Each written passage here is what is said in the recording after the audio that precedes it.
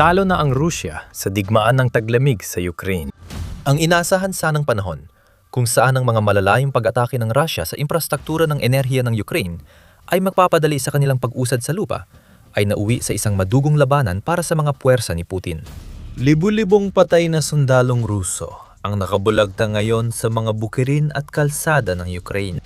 Pagkatapos ng madugong taglamig, nagsimula ang Ukraine ng opensibang nagbago ng lahat. Hindi pwedeng kampante ang Ukraine. May banta pa rin mula Russia na darating sa tagsibol at tatalakayin sa video. Gayunpaman, napakalaki ng epekto ng ginawa ng Ukraine na gawing isang taglamig na bangungot ng pagkawasak para sa mga Ruso ang sarili nitong teritoryo. At naramdaman ng Russia ang epekto nito sa madugong labanan na nilikha ng Ukraine.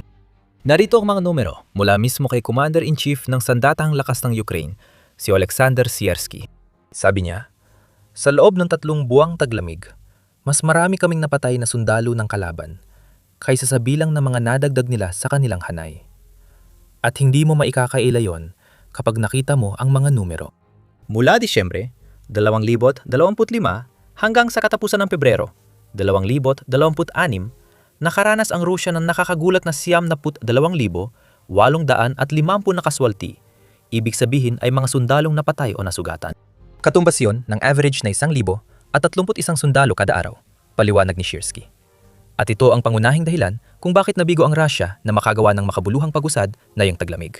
Bakit napakalaki ng mga nakuhang tagumpay ng Ukraine sa panahong inakala ng Russia na magiging pundasyon ito ng isang matagumpay na kampanya sa 2026? Hindi lang sundalo ang nawala sa Russia nung madugong taglamig na yon. Libo-libo ring kagamitan ng Russia ang nasunog, nawasak, at tuluyang nawala ng silbi para sa planong pag-atake ng Russia sa 2026. Nawala pang 322 tangke sa 3 buwang taglamig. Kaya mahigit 100 tangke pa rin ang nawawala sa Russia bawat buwan. Kahit limitado ang mekanisadong pag-atake nila. Hindi maganda ito para sa bansang gumagawa at nag-aayos ng mga 400 tangke lang taon-taon. Ang ilan dito ay mga nirekondisyong T-80, hindi gaya ng mas bagong T-70 na 250 lang kada taon ang nagagawa ng Russia. Kasabay ng malaking pagkawala ng mga tangke, nawalan din ang Russia ng 430 armored combat vehicle, 110 multiple launch rocket system, at 2,967 unit ng artilyerya na iyong taglamig. Nasira ng Ukraine ang 55 air defense system ng Russia, kaya naging mas ligtas ang mga aerial corridor para sa drone at missile strikes sa Russia at mga okupadong teritoryo. 5 eroplano at 1 helikopter ng Russia bumagsak dahil sa putok ng Ukraine. Sa usapin ng mga drone, nawalan ang Russia ng 65,269 na mahahalagang drone para sana sa operasyon nila sa Ukraine. Tuloy-tuloy pa rin ito. Winasak ng Ukraine ang 65 unit ng ditinukoy na espesyal na kagamitan noong taglamig. Bukod sa maraming tangke at armored vehicles na winasak ng Ukraine, mas marami pang sasakyan ang nawala sa Russia. Isa pang 11,727 na mga sasakyan ang tuluyang nawala mula sa militar ng Russia. Kasama rito ang motorsiklo, truck at iba pang transportasyon na mas inaasahan ng Russia sa paghatid ng tropa matapos masira ang kanilang mga tangke at armored vehicles dahil sa digmaan ni Putin. Oo, naging epektibo rin sa tubig ang Ukraine kahit halos wala silang hukbong dagat noong taglamig. Napalubog nila ang isang barko at isang submarino na lalo pang nagpahina sa Black Sea Fleet na napilitan ng umatras ng napakalayo mula sa dating itong base ng operasyon, kaya halos wala na itong presensya sa Black Sea ngayon. Wala sa mga ito nangyari ayon sa plano ng Russia. Batay sa ulat ng Atlantic Council noong Pebrero 26, may estratehiyang Russia para sa taglamig ng 2025 at unang bahagi ng 2026. Ang sunod-sunod na missile at drone attack ay nagdulot ng matinding lamig at dilim sa mga sibilyang Ukrainian matapos sirain ng pasilidad ng kuryente at pagpainit. Panglayunin ng Russia ay palamigin at pahirapan ng Ukraine. Pilitin ang kanilang pamunuan na sumuko sa digmaan sa pamamagitan ng pagbibigay ng matinding pasanin sa mga sibilyan hanggang sa wala ng ibang pagpipilian ang Ukraine. Sabi ng konseho, dapat maging hindi na matirhan ng Ukraine. Isang anino na lang ng bansang hindi na sulit ipaglaban dahil sistematikong wawasakin ng Russia ang lahat ng nagbigay sa Ukraine ng pagiging isang soberanong estado. Layunin ay tanggalin ang industriya na kakayahan ng Ukraine na ipagtanggol ang sarili at sirain ang mga pasilidad na kailangan para sa mababang antas ng pamumuhay. Umasa ang Kremlin na mabasag ang moral ng Ukrainian at mapadali kay Putin ang pagdikta ng mga tuntunin ng kapayapaan, ayon sa Atlantic Council. Gayunpaman, nabigo ang estratehiya ng Russia para sa digmaan tuwing taglamig. Sa paglapit ng tagsibol, magkakaroon ng pagkakataon ng Ukraine na gamitin ang mga darating na mainit na buwan upang muling buuin ang kanilang wasak na infrastruktura ng enerhiya at kapasidad ng industriya. Sa Rusya, ang pagtutok sa pagpilit na alisin ang Ukraine sa digmaan sa pamamagitan ng pananakot sa mamamayan nito at sa buong estado ay nagresulta sa pagkakaligtaan ng Kremlin sa kanilang militar. Mahigit 70,000 sundalong Ruso ang namatay o nasugatan sa 3 buwang labanan. 6 na beses mas kaunti ang nawalang Russian nung digmaan nila sa Afghanistan. 1,900 at 1,980 kumpara sa bilang na ito. Kaya naman mahusay, Putin siguro. Nagawa mong gumuon ng militar na mas hindi epektibo kaysa sa militar na lubusang nabigo na sakupin ng Afghanistan noong kasagsagan ng Soviet Union. Hindi ibig sabihin na dahil umalis na si General Taglamig sa Ukraine, ay gumanda na ang lagay ng Russia ngayong tagsibol. Kailangang harapin ni Putin ang laban ng Ukraine na tatalakayin natin agad. Dagdag pa rito, kahit na dumarating na ang mas mainit na panahon sa Ukraine, patuloy pa ring nawawala ng napakaraming sundalo ang Russia. Ayon sa The New Voice of Ukraine at General Staff ng Ukrainian Army, 660 sundalo ng Russia ang nawala mula Marso 1 hanggang 2. Oo, mas mababa ito kumpara sa 1,000 at 31 sundalong karaniwang nawawala tuwing taglamig. Pero 1,000 sundalo pa rin kada araw, kaya makikita na aabot hanggang tagsibol ang masaker na nagsimula nung taglamig. Maaring isipin ni Putin na hindi na bago ang malaking kawalan ng sundalo sa pananakop sa Ukraine. Basta may bagong teritoryong makuha ang Russia kapalit ng mga pagkalugi, sulit pa rin ang madugong taglamig na labanan.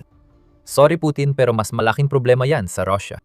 Hindi lang bigo ang Russia makakuha ng sapat na teritoryo para mabigyang katwiran ng mga pagkalugi nito, kundi nawawalan pa sila ng mga nasakop habang naungusan na ng Ukraine ng Russia sa dami ng teritoryong nakuha. Pag-uusapan natin ang pagbabagong yan mamaya.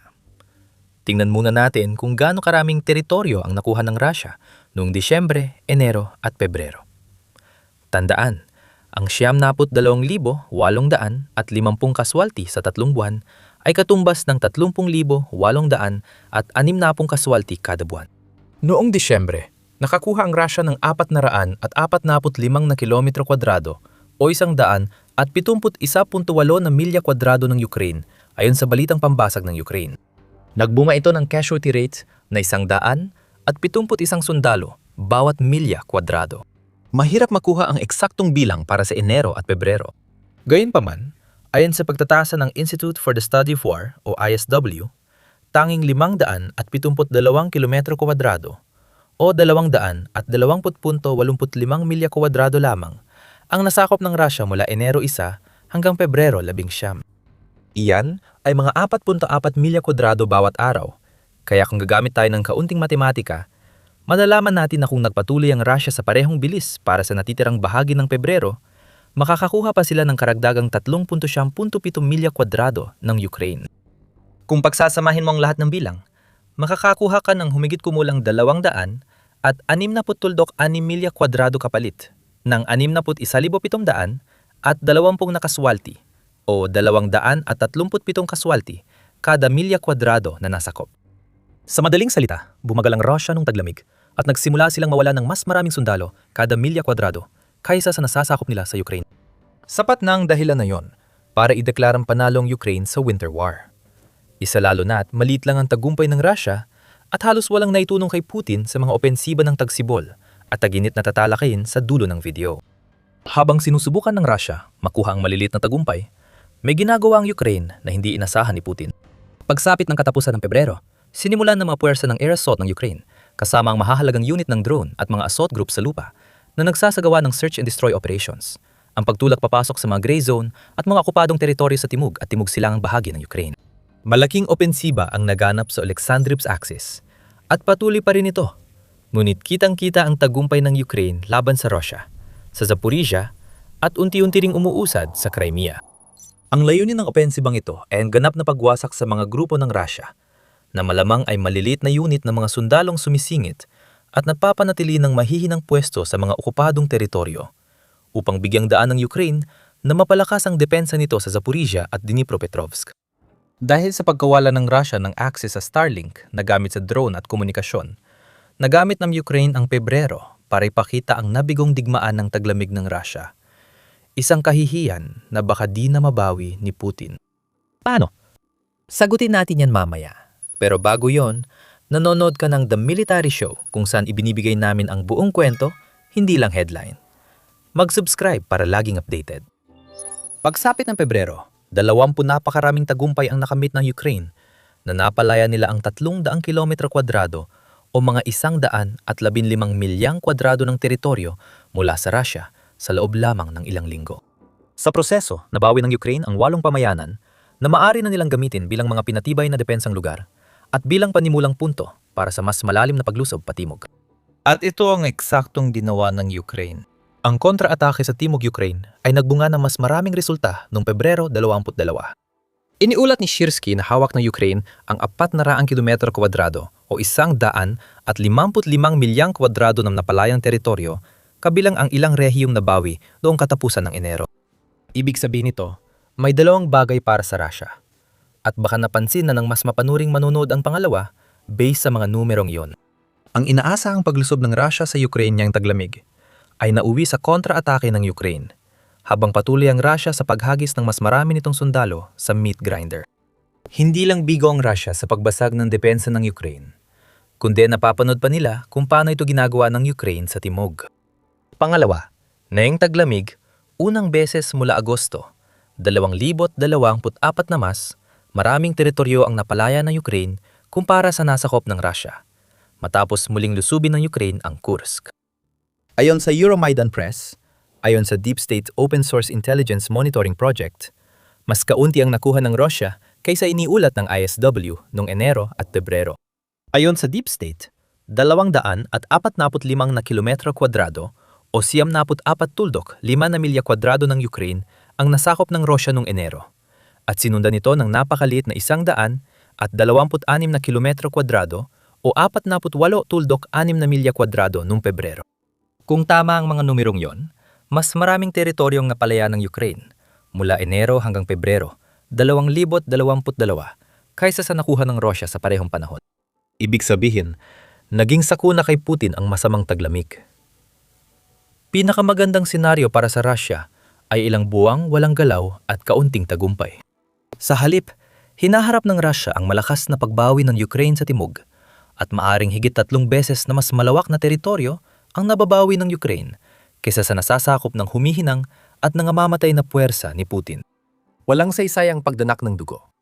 Nagbago na ang balanse ng digmaan sa Ukraine at malinaw na paborito sa kanila. Si Taras Shmut ay pinuno ng Comeback Alive Foundation at miyembro ng Supervisory Board ng Ukraine. Sinabi niya ito sa isang Facebook post noong Marso 1. Natalo ang Russia sa laban para sa taglamig at tayo ang nanalo. Unang araw ng tagsibol, humahaba na ang araw at umiinit ang panahon. Patuloy ang laban ng Ukraine.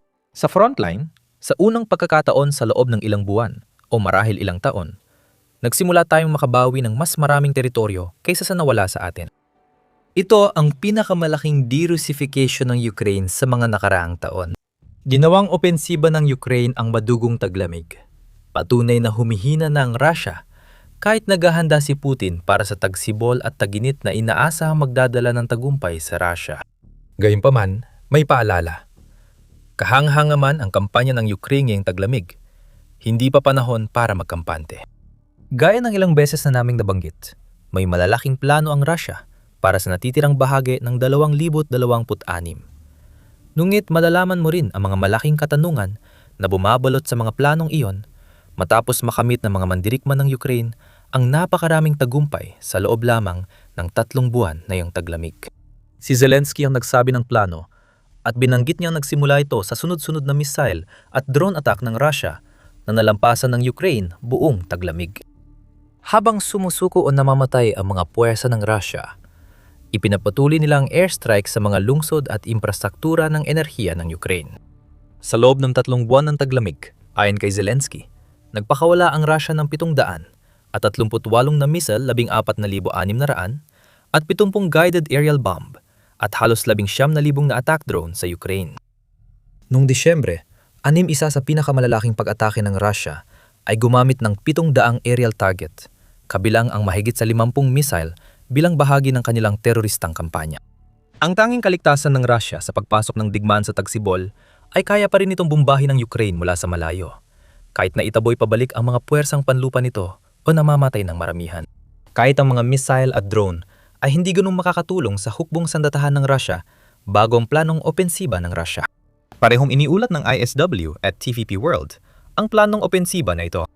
Ayon sa huli, gamit ang datos mula Deep State, nagpaplano ang Russia ng malaking paglusob sa silangan Ukraine na may mahigit sa 100,000 sundalo.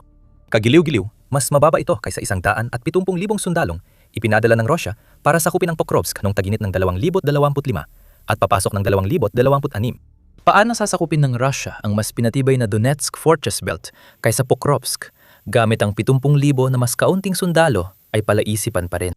Pero mas marami pa rin ang 100,000 sundalo sa silangan kaysa karamihan ng aktibong hukbo sa Europa. Idinagdag ng ISW, nagsimula na magsagawa ang Russia ng mga pag-ataking artilyerya sa silangang bahagi ng Ukraine, na ayon sa kanila ay paghahanda para sa mas malalim na paglusob sa Donetsk. May sinyales na balak ng Russia sumulong sa Zaporizhia at Dnipropetrovsk, tulad ng nabanggit noong Tagsibol at Taginit 2026. Maaring ang ginagawa ng Ukraine sa timog ay paghahanda sa ikalawang bahagi ng opensiba ng Russia sa pamamagitan ng pagpapalaya ng teritoryo. Maaring layunin ng Ukraine na pilitin ng Russia gumastos pa ng reserba para mabawi ang mga napalayang pamayanan sa timog. Kung ipagpapalagay na posible ito para sa mga puwersa ni Putin, na lalo pang magpapahina sa isang mas maliit ng puwersa sa Donetsk kumpara sa nakita nating pinagsama ng Russia noong taginit ng 2025, maaring naging mas ambisyoso pa ang Russia kaysa sa ipinapahiwatig ng lahat ng ito. Sabi ni Zelensky, may mga plano ang Russia hanggang 2027. Dagok ito kay Putin dahil nakuha ng Ukraine ang mga planong ito at alam na nila ang gagawin ng Russia. Alam naming nananatili pa rin ang kanilang mga direksyon. Ang okupasyon sa silangan ng ating estado, partikular sa mga rehiyon ng Donetsk at Luhansk. Walang duda na gusto pa rin nilang magpatuloy sa direksyon ng rehiyon ng Zaporizhia at pati na rin patungong Dnipro.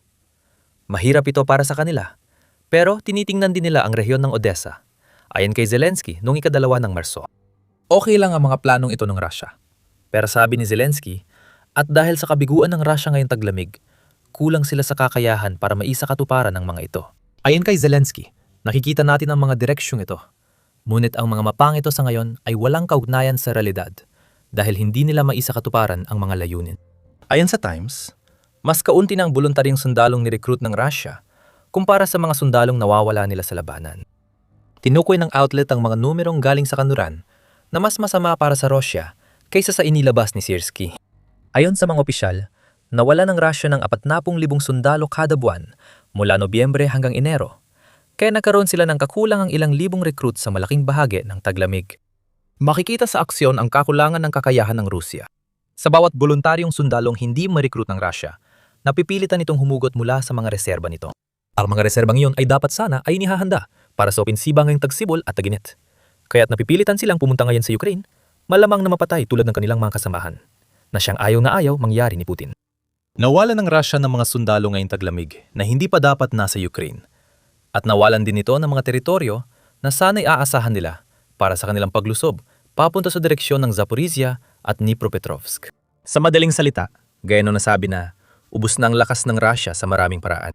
Habang nilulutas ni Putin ang kakulangan sa tauhan, kinakaharap din niya ang mababang presyo ng langis at limitadong yaman dahil sa parusa na nadudulot ng malaking pinsala sa ekonomiya ng Russia. Sabi ng The Economist noong Pebrero 16, nasa death zone ang ekonomiya ng Russia dahil sa bumababang export income at lumalaking budget deficit. Ano ang kahulugan para sa Kremlin ng malaking gastusin sa mga voluntaryong sundalo para mapanatili ang kalamangan sa tauhan sa Ukraine? Hindi maganda ito. Kapag naubos ang pera, reserba na lang ng Russia ang matitira na maaga nang ipinadadala at sa malaking bahagi ng taglamig ay namamatay sa Ukraine. Malaki ang epekto ng pagdanak ng dugo ng Russia ngayong taglamig, kaya't record na lawak ng teritoryo ang napapalaya ng Ukraine. Mabilis mawala ng sundalo at kagamitan ng Russia, kaya malamang mabigo ang plano nilang opensiba ngayong Tagsibol at Taginit. Alam na ngayon ng Ukraine kung ano mismo ang gustong gawin ng Russia hanggang sa katapusan ng 2027. Makakasiguro kang lahat ng gagawin ng Ukraine na yon ay kontra sa palyadong plano ni Putin. Nariyan pa rin ang issue ng Starlink na dapat pagtagumpayan ng Russia.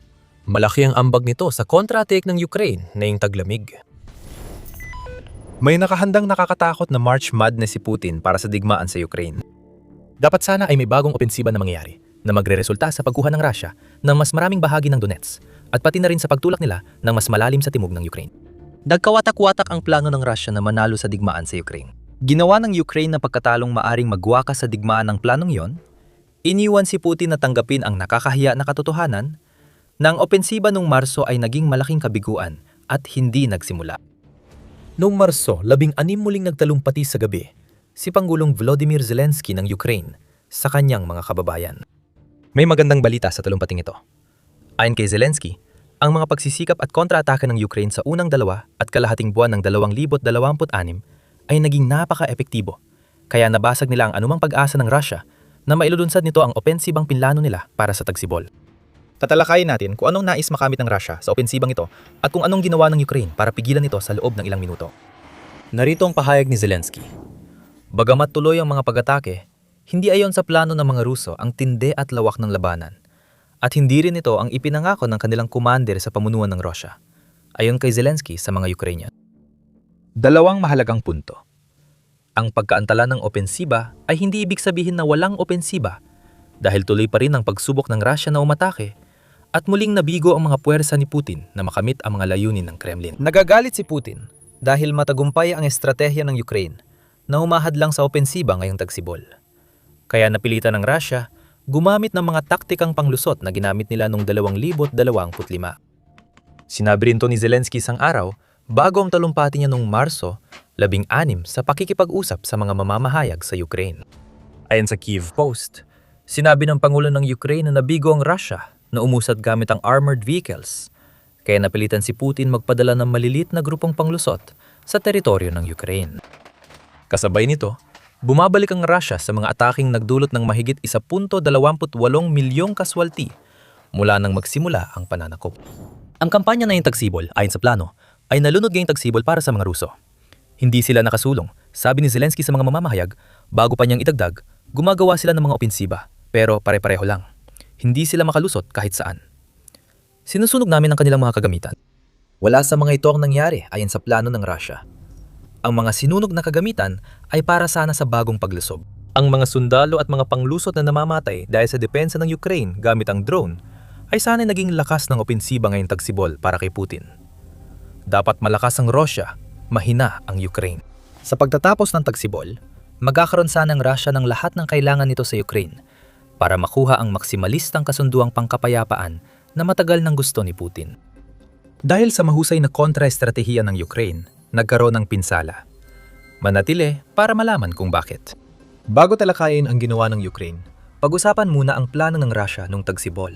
May mga bulong-bulungan tungkol sa malaking opensiba ng Russia na magsisimula Marso matapos lumabas noong Pebrero ang ulat na maglalaan sila ng 100,000 sundalo para sa opensiba sa silangang timog Ukraine. Plano ng Russia na maganda ng daan ng kanilang tropa ngayong tagsibol at ang 100,000 sundalo ay aatake sa depensa ng Ukraine para sakupin ng malalawak na teritoryo pagsapit ng tag-init. Iyon ang pangunahing ideya. Pagsapit ng kalagitnaan ng Marso, may ilang senaryong iminungkahi para sa inaasahang opensiba ngayong tagsibol at tag-init. Sa timog, layunin ng Russia na sumugot sa kahabaan ng prente sa Zaporizhia, marahil upang pilitin ng Ukraine na magtalaga ng mga tropa roon na sana'y gagamitin para ipagtanggol ang sarili laban sa pagsalakay ng Russia sa Donetsk. Kung tatalakay ng Donetsk, dapat sinabayan ng malakas na silangang pag-atake sa aksis ng Sloviansk-Kramatorsk ang pagsulong sa Zaporizhia na magbibigay daan sa puwersa ni Putin na magposisyon para sa pag-atake sa mga lungsod na yon at sa linyang kuta ng Donetsk. Dapat bumagsak iyon para tuluyang makuha ng Russia ang Donbas na matagal nang gustong-gusto ni Putin. Ang mga opensibang ito na planong gawin sa huling tagsibol hanggang tag-init dapat suportahan ng tropang Russian sa paglikha ng buffer zone sa pamamagitan ng paglusob sa oblast ng Dnipropetrovsk. Doon magagawa ng Russia na gumawa ng buffer zone sa Alexandrivsk axis na junction ng Dnipropetrovsk at Zaporizhia. Sa pamamagitan ng buffer na yon, maaring mapigilan ng Russia ang anumang suporta na susubukang ipadala ng Ukraine papuntang Zaporizhia at posibleng papuntang Donetsk sa pamamagitan ng Dnipropetrovsk. Kaya masisiguro na hindi magiging komplikado ang mga pangunahing paglusob ng Russia dahil sa mga pag-atake ng Ukraine sa iba't ibang panig. Maganda ang plano ng Russia, pero hindi nila inisip na hindi susuko ang Ukraine at hahayaang maisa katuparan ang plano ng Russia. Hindi rin isinama sa plano ang isang pangyayari noong Pebrero na sumira sa mga plano ng military strategists ng Kremlin. Nagkaroon ng whitelist at si Elon Musk ng SpaceX ang nagbukas ng switch. Biglang nawala ang access ng puwersa ng Russia sa Starlink na ginagamit nila sa mga illegal na terminal na hindi dapat nila nakuha. Dahil sa pagkawala ng Starlink, tuluyan na putol ang komunikasyon sa buong Russian front, lalo na sa Dnipropetrovsk, kung saan hirap ang mga Russian infiltrator na panatilihin ang kontrol sa mga gray zones sa pagitan ng okupadong bahagi ng Ukraine. Mahigpit na hawak ng Ukraine ang teritoryo. Ang pagpatay ng Starlink ang naging dahilan. Gumanti ang Ukraine at sa loob ng halos isang buwan ay winasak nito ang plano ng Russia para sa opensiba ngayong tagsibol. Mabilis at walang awang dumating ang kontra-atake. Nabawi nito ang malalawak na teritoryong mahalaga sana sa opensiba ng Russia ngayong tagsibol. Lumaban ang Ukraine at nabawi ang mga baryo sa Zaporizhia at Dnipropetrovsk. Paulit-ulit, ang mga pagtitipon ng tropang Ruso ay pinabagsak ng mabilis na mga kontra-atake habang ang mga grupong panglusot ni Putin na mahina na nga ay nagkakagulo na parang mga manok na pugot ang ulo habang sinusubukan nilang ipagtanggol ang kanilang sarili laban sa kalaban. Hindi nila nakitang paparating at wala rin silang komunikasyon sa mga taong makakatulong sana. Pagsapit ng Marso, 10 na palayanan ng Ukraine ang 400 na kilometro kwadrado o 100 at 54 na milya kwadrado ng teritoryo nito mula sa Russia sa isang kontra-atake na pinakamalaki nilang matagumpay na naisagawa mula nung kanilang kontra-opensiba noong 2023. Hindi pa nakakabawi ang Ukraine ng ganitong karaming teritoryo mula nang simulan ang kontra-imbasyon sa Kursk Oblast na nagdulot ng pagkawala ng mahigit 63,000 sundalo ni Putin, kabilang ang maraming North Korea na ipinadala para magdepensa. Nakakahiya rin para kay Putin ang kontra-atake ng Ukraine noong 2026. Hindi lang ito ang pagbabagong sinubukan, ngunit nabigong sabay ng mga puwersa ng Russia habang winasak ng Ukraine ang mga plano nila ngayong tagsibol. Habang tinagos ng kontra-take ng Ukraine ang nilalayong buffer zone ng Russia at nabawi ang karamihan sa nakamit ng puwersa ni Putin sa direksyong Dnipropetrovsk noong taglamig, tinitira rin ng Ukraine ang Russia sa likuran. Alisin yung mali siya, mga kaibigan. Ibig naming sabihin, nagsimula nang gumamit ang Ukraine ng mid-range na drone para mas maraming atake sa mga base militar ng Russia sa sinakop na teritoryo, na lalo pang nagpapahina sa command at control center doon matapos ma-shutdown ang Starlink. Karaniwan, ang ganitong pag-atake ay tumatarget sa 20,100 at 20 kilometro o 12.75 milya sa likod ng linya ng labanan. Hirap noon ng Ukraine tanggalin o sirain ang mga target na ito. Ang mga FPV drone na patuloy na lumilipad sa mga kill zone na nililikha nito sa paligid ng mga pinatibay na pamayanan ay hindi sapat ang abot. Pagdating naman sa mga long-range drone, kaya nilang tama ng mga target na nasa mid-range. Pero ibig sabihin nito ay kailangan ng Ukraine na ilihis ang mga resources mula sa deep strike strategy nito na siyang nagbigay daan para makapinsala sila ng malaki sa oil infrastructure at mga military sites sa loob mismo ng Russia. Dahil sa mid-range drone, nagagawa ng Ukraine na manggulo sa likod ng linya ng labanan at marami pang susunod nito. Isang araw, bago magbigay ng malaking pahayag si Zelensky ukol sa pagpigil sa spring offensive ng Russia, inilunsad ng Ukrainian na U-Force ang Butcher drone nila. Nagkakahalaga lamang ng 10,000 hanggang $12,000 bawat isa. Kayang lumipad ng drone na ito ng humigit kumulang 200 kilometro o 124 na milya at maghatid ng warhead na may bigat na 5.5 kilo o 12.1 libra sa isang target na tinukoy ang oras. Oo, hindi man ito ang pinakamalaking warhead, pero sapat na para guluhin ang pagtitipon ng tropa, sirain ang command and control nodes, at wasakin ang drone operator sites sa mga sinakop na lugar. Iyan ang punto. Habang tinutulak ng Ukraine ang kalaban, tinamaan nito ang Russia sa likod at inalis ang suporta ng mga puwersa ni Putin sa nag-iisang aksis na pundasyon, sana ng opensiba ngayong tagsibol at taginit. Ang lahat ng iyon ang nagdala sa kung ano ang nakikita natin ngayon sa digmaan, at wala ni isa doon ang pinlanang ni Putin. Tatalakay natin yan mamaya, pati ang layunin ng Ukraine sa pagsira sa mga plano ng Russia ngayong tagsibol at taginit. Pero ito rin ang paksang tinatalakay namin sa The Military Show. Ipinapakita namin sa inyo ang buong larawan, hindi lang ang mga headline. Kung gusto mo pa ng ganitong uri ng kaalaman, siguraduhin mag-subscribe ka para manatiling isang hakbang sa unahan. Hindi magiging mahalaga para sa Ukraine ang kontra-atake kung wala itong malaking epekto sa galaw ng tropa ng Russia. Nakita na natin ang pagtaboy pabalik. Pero marami pang mangyayari na lalo pang magpapahina sa opensiba ng Russia na dapat ay nagsimula na ngayon. Tuloy pa rin ang paglusob ng Ukraine sa Dnipropetrovsk. Malinaw na ipinahayag ng Institute for the Study of War, ISW, sa kanilang Marso 16 na pagtatasa ang puntong ito. Pinipigilan ng tuloy-tuloy na kontra-atake ng Ukraine ang opensiba ng Russia sa Oleksandrivka. Sobrang tindi na. Maharing malapit na nilang maitulak ng malalim at bantaang ang ginagawa ni Putin sa direksyon ng Huliapola. Naglunsad na ng kontra-attack ang Ukraine sa hilagang kanduran ng Huliapol at narating ang labas ng Hirka Starukrainka, pati ng pagtulak ng mga puwersa papasok sa Svaya Topotrivka. Sa madaling salita, hindi pa tumitigil ang kontra-opensiba. Ang mga pahayag ni Zelensky tungkol sa pagtigil ng opensiba ngayong tagsibol ay hindi nangangahulugan na nagpapahinga na lang ang mga puwersa ng Ukraine sa kanilang mga nagawa.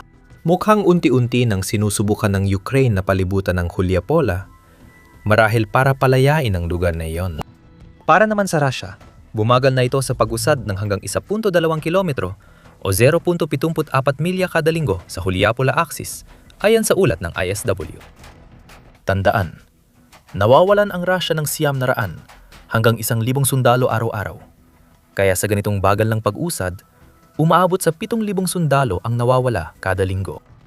Hindi ganito dapat ang isang opensiba.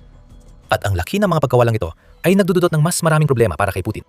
Nauubos na ang mga reserbang naipon ni Putin para sa opensiba ngayong tagsibol at taginit dahil sa pagsisikap ng Russia na tugunan ng kilos ng Ukraine. Nagpadala ang Russia ng mga unit mula ika-55 Naval Infantry Division at ika-40 Naval Infantry Brigade mula Dobropilya patungong Huliupol. Ipinadala rin mga unit ng huling nabanggit na brigada kasama ang ika-100 at 20 Naval Infantry Division sa Oleksandrivka para palakasin ang humihinang depensa ng Russia na mula rin sa Dobropilya. Ayon sa isang Russian military blogger, ipinadala rin ng Russia ang ika-656 na Motorized Rifle Regiment sa direksyon ng Huliapola. Ayon sa Euromaidan Press, kapansin-pansin ito dahil hindi aktibo ang rehimento mula Agosto 2025.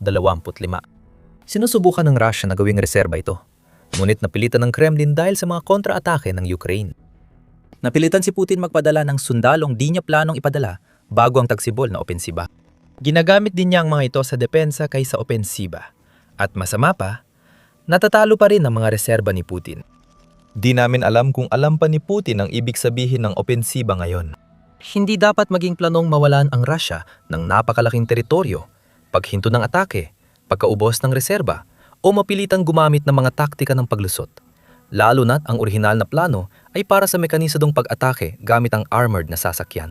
Malaking sakuna ang mga nakaraang buwan para sa Russia, ngunit mas malalim ang layunin nito para sa Ukraine, bukod sa mga tagumpay at pagpigil sa plano ng Russia. Ibinunyag ito ni Zelensky habang tinatalakay ang pagbagsak ng plano ng Russia ngayong tagsibol. Mahalaga ito dahil ang ating lakas sa larangan ay lakas ng lahat ng posisyon ng Ukraine, ng ating pakikipag-ugnayan sa mundo at ng ating diplomasya, at kakayahan ng mundo na sumuporta sa atin sa kabila ng hamon, ayon kay Pangulong Zelensky ng Ukraine. Ang susi sa pahayag na iyon ay ang ating komunikasyon sa mundo. Sabi ni Zelensky, mahalaga rin ang pagsira sa kwento ng Russia na malapit nang matalo ang Ukraine, bukod sa pagbagsak ng plano ng Russia at mga napalayang teritoryo matapos 4 na taon ng digmaan. Palaging itinutulak ni Putin ang kwentong yon tuwing may negosasyon ng kapayapaan sa pagitan ng Russia at Ukraine. Halimbawa ito ng cognitive warfare. Isang hakbang ni Putin, pinatitibay ng pinalobong mga pag-abante ng Russia sa Ukraine para magmukhang di kayang labanan ng Ukraine ang Russia. Kahit gaano pa ito kabaliw, matapos ang 4 na taon ng labanan, may ilan pa ring nanganganib na malinlang ng maling kwento na pinapalaganap ni Putin. Si Pangulong Donald Trump ng US ay pabago-bago ang suporta sa pagitan ng Ukraine at Russia sa usapang pangkapayapaan, at minsan ay sinabi niyang hawak ng Russia ang alas sa digmaan sa Ukraine. Ang ganong klaseng pahayag ay siguradong musika sa pandinig ni Putin dahil nagbibigay ito sa kanya ng dagdag na patong sa kanyang kwento. Huwag pansinin ang 1.28 milyong kaswalting Ruso. Mas marami pa ring tao, kagamitan at lakas ang Russia. Tiniyak ni Putin sa mundo na makakamit ang mga layunin ng espesyal na operasyong militar. At kapag nagawa niyang kumbinsihin ng mga tao na totoo ang kanyang mensahe, nangangahulugan ito na magkakaroon ng kalamangan ng Russia sa mga usapang pangkapayapaan kung saan palagi nitong hinihiling sa Ukraine na isuko ang rehiyon ng Donbas. Paano mababasag ang naratibong yon? Pahinaan ang opensiba ng Russia bago pa ito magsimula ngayong tagsibol.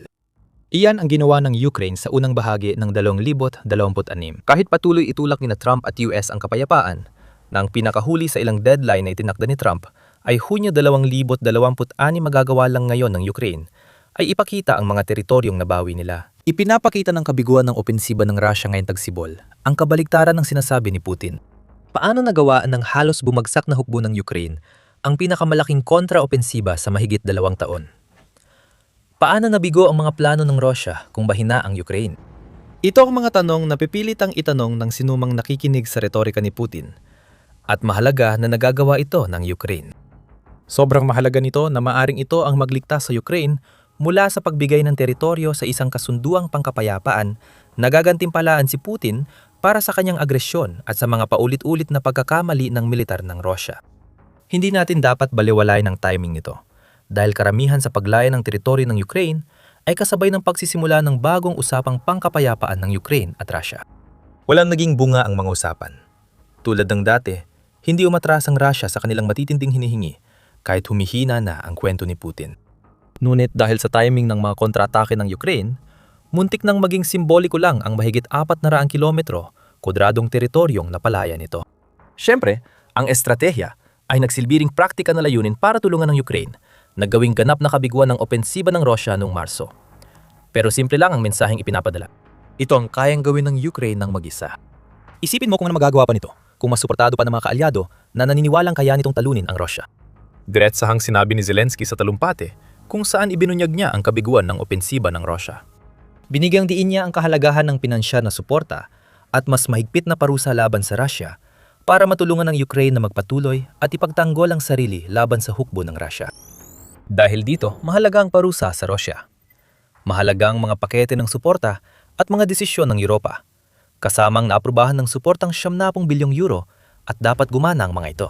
Dapat tuparin ng Europa ang pangako nito upang kahit ano pang sitwasyong diplomatiko, anumang hamon sa mundo, handa ang ating mga rehiyon para sa susunod na taglamig. Gaya ng itinuro sa atin ng nakaraang taglamig, pahayag ni Zelensky. Hindi lang hinahadlangan ng Ukraine ang mga plano ng Russia para sa tagsibol at taginit. Iniisip din nito ang katapusan ng 2026 at isa pang mahigpit na taglamig. Ang mensahe ni Zelensky na kailangang marinig ng mundo ngayon ay kaya pang lumaban at manalo ang Ukraine.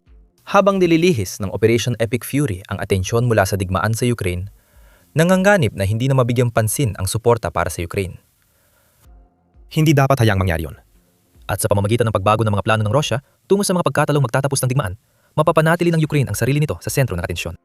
Maaaring makatulong sa inaharap ang sigalot sa Iran sa Ukraine, lalo na habang naghahanap ang mga bansang nasa Gulpo na inatake ng mga drone ng Iran ng mga paraan para kontrahin ang mga iyon na kayang ibigay ng Ukraine. Hindi pa inaharap ang usapan. Ang mahalaga ngayon ay malaman ng mundo na nasira na ang mga plano ng Russia sa Ukraine. May momentum ang Ukraine at ang suporta na tumulong sa Ukraine na umabot sa ganitong punto ay kailangang palakasin pa upang matiyak na ang opensiba ng Russia sa tagsibol at tag-init ng 2026 ay magiging kasing bigo ng opensiba noong 2025. Binago ng Ukraine ang laban sa kanilang matinding opensiba. Marami pang mangyayari. Sinimulan na ang pagtanggal ng impluwensyang Ruso sa mga sinakop na teritoryo na makakaapekto sa kinabukasan ng digmaan. Pokrovsk. Bago ang digmaan, karamihan sa mga tao sa labas ng silangang Ukraine ay hindi pa naririnig ang tungkol dito. Isang payak na industriya na lungsod sa Donetsk Oblast na may humigit kumulang 60,000 residente bago ang digmaan. Sa loob ng halos 2 taon, naging pangunahing sentro ito ng opensiba ng Russia sa silangang Ukraine. Noong 2024 hanggang huling bahagi ng 2025, nagpadala ang Russia ng sundalo, armor, artillerya at drone sa labanan para sa lungsod. Mabagal na sumusulong sa mga minadong lugar, trinsera at matinding paglaban ng mga Ukrainian. Napakabagal ng pagsulong, kadalasan ay hindi sa kilometro sinusukat, kundi sa metro. Nang tuluyang mapasok ng tropang Ruso ang guho ng Pokrovsk noong Disyembre 2025, naging simbolo ito ng digmaan. Napakalaking pagsisikap, napakalaking kawalan, at napakaliit na pakinabang na estratehiko. Kahit idineklara ng Kremlin ang tagumpay, hindi naibigay ng pagkuha sa Pokrovsk ang malaking pag-usad na inaasahan ng Moscow. Nakuha man ng Russia ang lungsod, wala silang magawa rito. Tingnan natin kung paano sinamantala ng mga kontra-atake ng Ukraine ang sugal ni Pangulong Vladimir Putin at ginawa itong isa sa pinakamalalaking tagumpay ng Kiev sa larangan ng labanan. Habang ginugugol ng Russia ang yaman nila sa labanan sa Pokrovsk, pinipigilan naman ng Ukraine ang pag-usad ng Russia sa ibang bahagi ng harapan. Noong Disyembre 2025, habang inaangkin ng Russia ang tagumpay, nagsimula ang Ukraine ng mga kontra-atake upang samantalahin ang konsentrasyon ng puwersa ng Russia sa paligid ng Pokrovsk. Muling nabawi ng mga puwersa ng Ukraine ang humigit kumulang 115 na milya kwadrado sa loob lamang ng 2 linggo noong Pebrero 2026 at sa proseso ay nawasak ang halos 2 buong Russian regiment. Sa kabilang banda, nakakakuha lamang ang Russia ng humigit kumulang 70 metro o mga 0.04 milya bawat araw sa Pokrovsk mula Pebrero 2024 hanggang Enero 2026. Mas mabagal pa yon kaysa sa labanan sa Somme nung unang digmaang pandigdig. Bukod pa rito, matapang na inangkin ng Ukraine ng bilis ng pag-usad ay nangangahulugan ng ilang bahagi ng rehiyon ay maaring tawaging gray zone kung saan wala sa dalawang panig ang tunay na may kontrol o kapangyarihan. Kapag sumusulong ang Russia sa malaking pamayanan, agad nagko-contra-attack ang Ukraine sa ibang lugar para umatras sila. Parang whack-a-mole ang labanan. Halimbawa, sa rehiyon ng Kursk sa Russia, ang lungsod ng Sudza ay naging maikli, ngunit kahiyahiyang yugto para sa Kremlin. Nasakop ng puwersa ng Ukraine ang bayan sa kanilang biglaang cross-border opensiba noong Agosto 2024 na nagpakita ng kahinaan ng teritoryo ng Russia. Nabawi ng Moscow ang Sudza noong Marso 2025 sa isang malaking kontra-opensiba. Ngunit pinatunayan ng insidente na hindi ganap kontrolado ng Russia ang mga rehiyong hangganan at napilitan ng Kremlin madalis ng tropa at yaman mula sa Ukraine front. Ayon sa maraming military analyst at geolocated na kuha sa larangan ng labanan, hindi lang teritoryo ang nawawala sa Kremlin, kundi pati ang digmaan sa impormasyon sa loob ng sarili nitong command structure. Laging naguulat ng di totoong tagumpay ang mga field commander sa mga nakatataas na siyang naglalaan ng yaman base rito. Higit pa ito sa simpleng itsura ng labanan. Parang may struktural na kalamangan pa rin ng Ukraine, kaya napapanatili nito ang opensibang presyon kahit may pag-atake ang Russia. Nagpapataw sila ng malawakang pagkalugi sa mga pormasyon ng Russia at napapanatili rin ang manipis, pero totoong bentahe sa kahabaan ng frente. Para sa Kiev, bawat kontra-atake tulad sa Pokrovsk ay mensaheng pampulitika na hindi pa tapos ang digmaan. Wala pang katiyakan ng resulta at hindi pa binibitawan ng militar ng Ukraine ang inisyatiba. Ngayon, ang Pokrovsk ay hindi basta-bastang lungsod ng Ukraine. Bago ang digmaan, malagang sentro ito ng logistics sa silangan ng Ukraine. May isang gandaan ng riles at kalsada na nagsusupply sa malaking bahagi ng frontline ng Donbas. Parehong alam ng mga kanluraning analyst, mga komandante ng Ukraine at mga tagaplano ng Russia kung ano ang theoretical na idudulot ng pagkakakuha rito. Isang mahigpit na kontrol sa mga ruta ng muling pagsupply ng Ukraine, posibleng sunod-sunod na presyur sa mga kalapit na posisyon, at isang tunay na estratehikong pwesto. Ang Pokrovsk ay ang uri ng layunin na dapat magbigay katwiran sa mga pagkalugi ng Russia para makarating doon. Ngunit wasak na lungsod lang ang nakuha ng militar ng Russia. Ilang taon ring ginugol ng mga puwersa ng Ukraine sa pagruruta muli ng kanilang mga supply, pagpapatibay ng mga alternatibong daanan ng supply, at paghahanda ng mga posisyong reserba. Pagdating ng mga sundalong Ruso sa natitirang lungsod, nawala na ito ng estratehikong halaga dahil sa paghahanda ng Ukraine. Ang nawala sa Ukraine ay isang dating sentro ng supply, diin sa dating. 3 taon at daan-daang libong tao ang ginugol ng Kremlin sa paghahabol sa isang target na patuloy na gumagalaw. At marahil yon ang pinakamabigat na buod ng buong pagsisikap ng Russia sa digmaan. Pagdating nila, wala nang gusto nilang kunin. Hindi nangyari ng hiwalay sa mas malawak na konteksto ang kabiguan ng Russia na samantalahin ng Pokrovsk. Kapag sinuri mo ang mas malawak na epekto ng digmaang pag-ubos noong 2024-25, makikita mong limitado ang tagumpay ng Ukraine sa pagpigil sa pag-usad ng Russia. Parang malinaw rin ito. Sa huli, ang Ukraine ay lumalaban sa isang kalaban na sa papel ay may kalamangan pagdating sa dami ng tao. Sinimulan ng Russia ang digmaan na may mas maraming sundalo, armored vehicles, at mas malaking industriya ng depensa na kayang gumawa ng mabilis maubos na gamit tulad ng bala ng artilyera. Pero ang mga kalamangan na yon ay nauwi sa sobrang bagal na pag-usad. Pagsapit ng unang bahagi ng 2026 tinatayang, umabot na sa 250,000 ang nasawi sa panig ng Rusya sa buong digmaan. pero kaunti pa rin ang naging tagumpay ng kanilang opensiba. Ang Pokrovsk ang pinakamalinaw na halimbawa. Maraming yaman ang ginugol, malalaking kawalan ang tiniis, at sa huli, wasak na lungsod lang ang kinalabasan. Para sa Moscow, kakaibang bigat ng mensaheng ito. Ang pampulitikang pagkakakilanlan ni Putin at ang buong katwiran ng pananatili niya sa kapangyarihan, lalo na nitong huling 4 na taon ng paghihirap sa ekonomiya at ang milyong kaswalting dinanas ng Rusya sa digmaan, ay nakabatay sa pangakong tiyak na tagumpay. Ang orihinal na mga layunin ay ang pagsakop sa Kiev, ang pagbuwag sa pamahalaan ng Ukraine, at ang muling pagsama ng Ukraine sa saklaw ng impluwensya ng Rusya, at marahil maging sa mismong federasyon. Ngunit bawat araw na lumilipas, na hindi natutupad ang mga layuning iyon, ay isang araw na lalo pang humihina ang kanilang kwento. Mas lalo pang mahirap panatilihin ang kwento. Sa ibang bansa, mas pinaghihirapan ng Kremlin panatilihin ang propaganda ng peking tagumpay at pagangkin sa mga milyang parisukat ng lupang sakahan sa kanayunan ng Donetsk. Dagdag pa, ang pagsisikap ng Russia na magpadala ng tropa at bala sa harapan ay nangangailangan ng malaking puhunan sa infrastruktura. Nagsisimula ng masira ang infrastrukturang yon at mahirap na itong ayusin. Ang Russian Railways, na kilala sa daglat na RZHD, ay ang pag-aari ng estado na monopolyo na nagdadala ng humigit kumulang 87% ng lahat ng kargamento sa Russia. Ito ang gulugod ng bansang sumasaklaw sa 11 time zones at ng supply chain ng militar ng Russia. Noong unang bahagi ng 2026 ang RZHD ay may halos 4 na trilyong rubles na utang, nakatumbas ng humigit kumulang $52 bilyong. Ito ang pinakamalaking krisis ng korporasyon sa loob ng 16 na taon. Nagtala ang kumpanya ng netong pagkalugi sa 2025 una sa 5 taon. Bumagsak ang cash reserves nito ng 12 beses mula 251 bilyong rubles hanggang 21 bilyong rubles na lang. Napilitan silang magpaliif ng walang bayad, magtanggal ng empleyado at bawasan ng 25% ang investment program. Umabot pa sa puntong iniutos ng pamahalaang Ruso ang agarang pagbebenta ng isang 62 palapag na skyscraper sa Moscow na binili ng RZHD 2 taon pa lang ang nakalilipas noong 2024. Para lang itong garage sale para bawiin ang malaking lugi ng kumpanya habang sumusunod sa utos ng gobyerno. Kaya naman, nabali ang gulugod at nararamdaman ng sakit sa iba pang bahagi, kabilang na ang sa larangan ng labanan.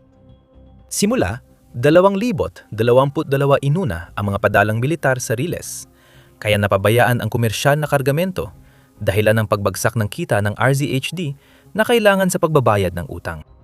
Bumaba ng 4% ang kargamento noong 2024 kumpara sa bago ang pananakop, pinakamababa sa 15 taon, at bumagsak pa ng 6.7% sa unang 9 na buwan ng 2025. Tinatayang 200 tren ang kinakansela araw-araw dahil kulang ang RZHD ng 2,000 at 500 na driver at 3,000 na miyembro ng crew ng lokomotibo. Nabawasan ng 20% ang budget ng kumpanya para sa 2026 kumpara ng nakaraang taon. Habang bumabagsak ang RZHD, abala ang pamahalaang Ruso sa pagpapanatili nito. Bago ang digmaan, 2.5% ng GDP ng Rusya ang kita ng RZHD. Ngunit na iyon ay umaasa na lang ito sa tulong ng Estado, gaya ng sapilitang pautang, paglalagak ng pera o pagbura ng utang. Alam ni na Putin at iba pang namumuno na masyadong malaki at mahalaga ang kumpanyang ito para bumagsak. Hindi lang sa riles ng tren ang problema sa supply chain. Bumabagsak na rin ang sibilyang abyasyon ng Rusya. Dahil sa parusa ng kanluran, naputo ng koneksyon ng mga airline ng Rusya sa pandaigdigang supply chain ng makabagong eroplano. Sabi ng isang source, posibleng hindi na makalipad ang mahigit kalahati ng mga eroplanong gawa sa kanluran na ginagamit ng Rusya pagdating ng mid-2026 dahil sa kakulangan ng piyesa. Napilitan ng mga airline na tanggalan ng piyesa ang mga gumaganang eroplano para mapalipad ang iba pa. Isang gawain na tinatawag na parts harvesting, na delikado at lalo lang napapalala ng problema. Dahil bawat eroplano na binabaklas mo ay isa na namang hindi mo na kayang ayusin. Ang Volga-Dnepa, isang pangunahing airline ng kargamento ng Rusya, ay naglipat ng 8 eroplano sa Aeroflot bilang pag-amin na hindi na nila kayang panatilihin ang mga ito bilang hiwalay na asset. Plano ng Rusya na palitan ang kanilang fleet ng mga eroplanong gawa sa sariling bansa, imbes na umasa sa kanluran. Laging hindi natutugunan ng produksyon ang target na itinakda. Tandaan nung huling bahagi ng 2023, naglabas ang Kremlin ng matapang na pahayag na magdadagdag sila ng 1,000 eroplano sa kanilang komersyal na fleet pagsapit ng 2030. Sa halip, 5 bagong eroplano lang ang nagawa ng mga pabrika sa buong 2024 at 2025. Tahimik na binago ang layunin noong kalagitnaan ng 2024 para ipakita ang mas mababang produksyon. Ngunit kulang pa rin yon. Matapos mabigong mapanatili ang kakayahan sa bansa, tahimik na isinantabi ang plano noong kalagitnaan ng 2025 at hindi na binanggit muli ng medyang Ruso. Hindi lang industriya ng paggawa ng eroplano ang bumabagsak sa Rusya. Kung gusto mo pang malaman ng detalye kung paano ang kalagayan ng iba pang industriya sa Rusya, siguraduhin mag-subscribe sa The Military Show. Nagdadala kami ng mga bagong pagsusuri at real-time na update. Bumalik tayo sa pagbagsak ng kanilang industriya ng transportasyon. Ang Rusya ay isang bansa na sumasaklaw sa 11 time zones na may humigit kumulang 5,000 milya sa pagitan ng pinakakanluran at pinakadulong silangan nito. Ang pagtanggal sa parehong anyo ng maasahan at mabilis na paglalakbay ay nangangahulugan na ang mga mamamayan ng Rusya ay maaring mapilitang umasa na lang sa kanilang sarili. Dahil sa kulang na mabilis at maasahang transportasyon sa lupa o himpapawid, maaring mas stranded ang mga tao sa pinaka hindi kaaya-ayang rehiyon sa mundo, ayon sa heograpya, ekonomiya, at geopolitika. Sa huli, nauubos ang sektor ng ekonomiya dahil inilalaan ng pondo sa digmaan, kaya ang tanging paraan para umusad ay sumali sa hukbo at ma-deploy sa Ukraine. Maaring hindi lang yon ang magiging destinasyon ng mga sundalong Ruso tuwing tag-init sa mga susunod na taon. Ayon sa Foreign Intelligence Service ng Estonia, ng taonang pagtatasa nito noong 2026 ay itinuturing na isa sa pinakamapagkakatiwala ang open source na pagsusuri ng kakayahang militar ng Russia. Nakagawa ang Russia ng halos 7 milyong artillery shells, mortar rounds, at rockets noong 2025. Higit 17 beses itong mas mataas kaysa sa halos 400,000 bala na ginagawa nila kada taon noong 2021 bagong pananakop.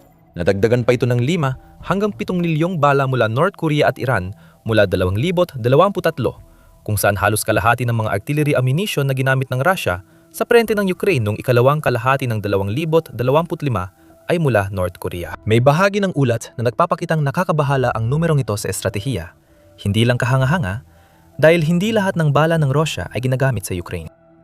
Ayon sa pagtatasa ng Estonia, pinupunan ng Moscow ang nabawas na estratehikong reserba mula sa mga unang taon ng digmaan.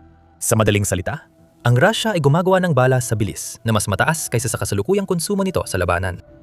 Ibig bang sabihin nito ay nag-iipon sila para sa isang bagay na lampas pa sa kasalukuyang labanan sa harapan?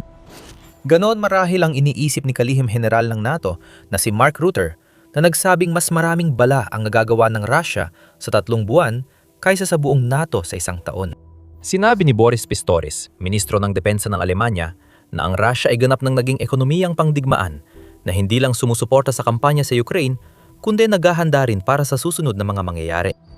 Kapag isinama mo ang pagtaas ng produksyon sa halos walang pag-usad ng Russia sa teritoryo, kahit may kalamangan sila sa bala, nakakabahala yon.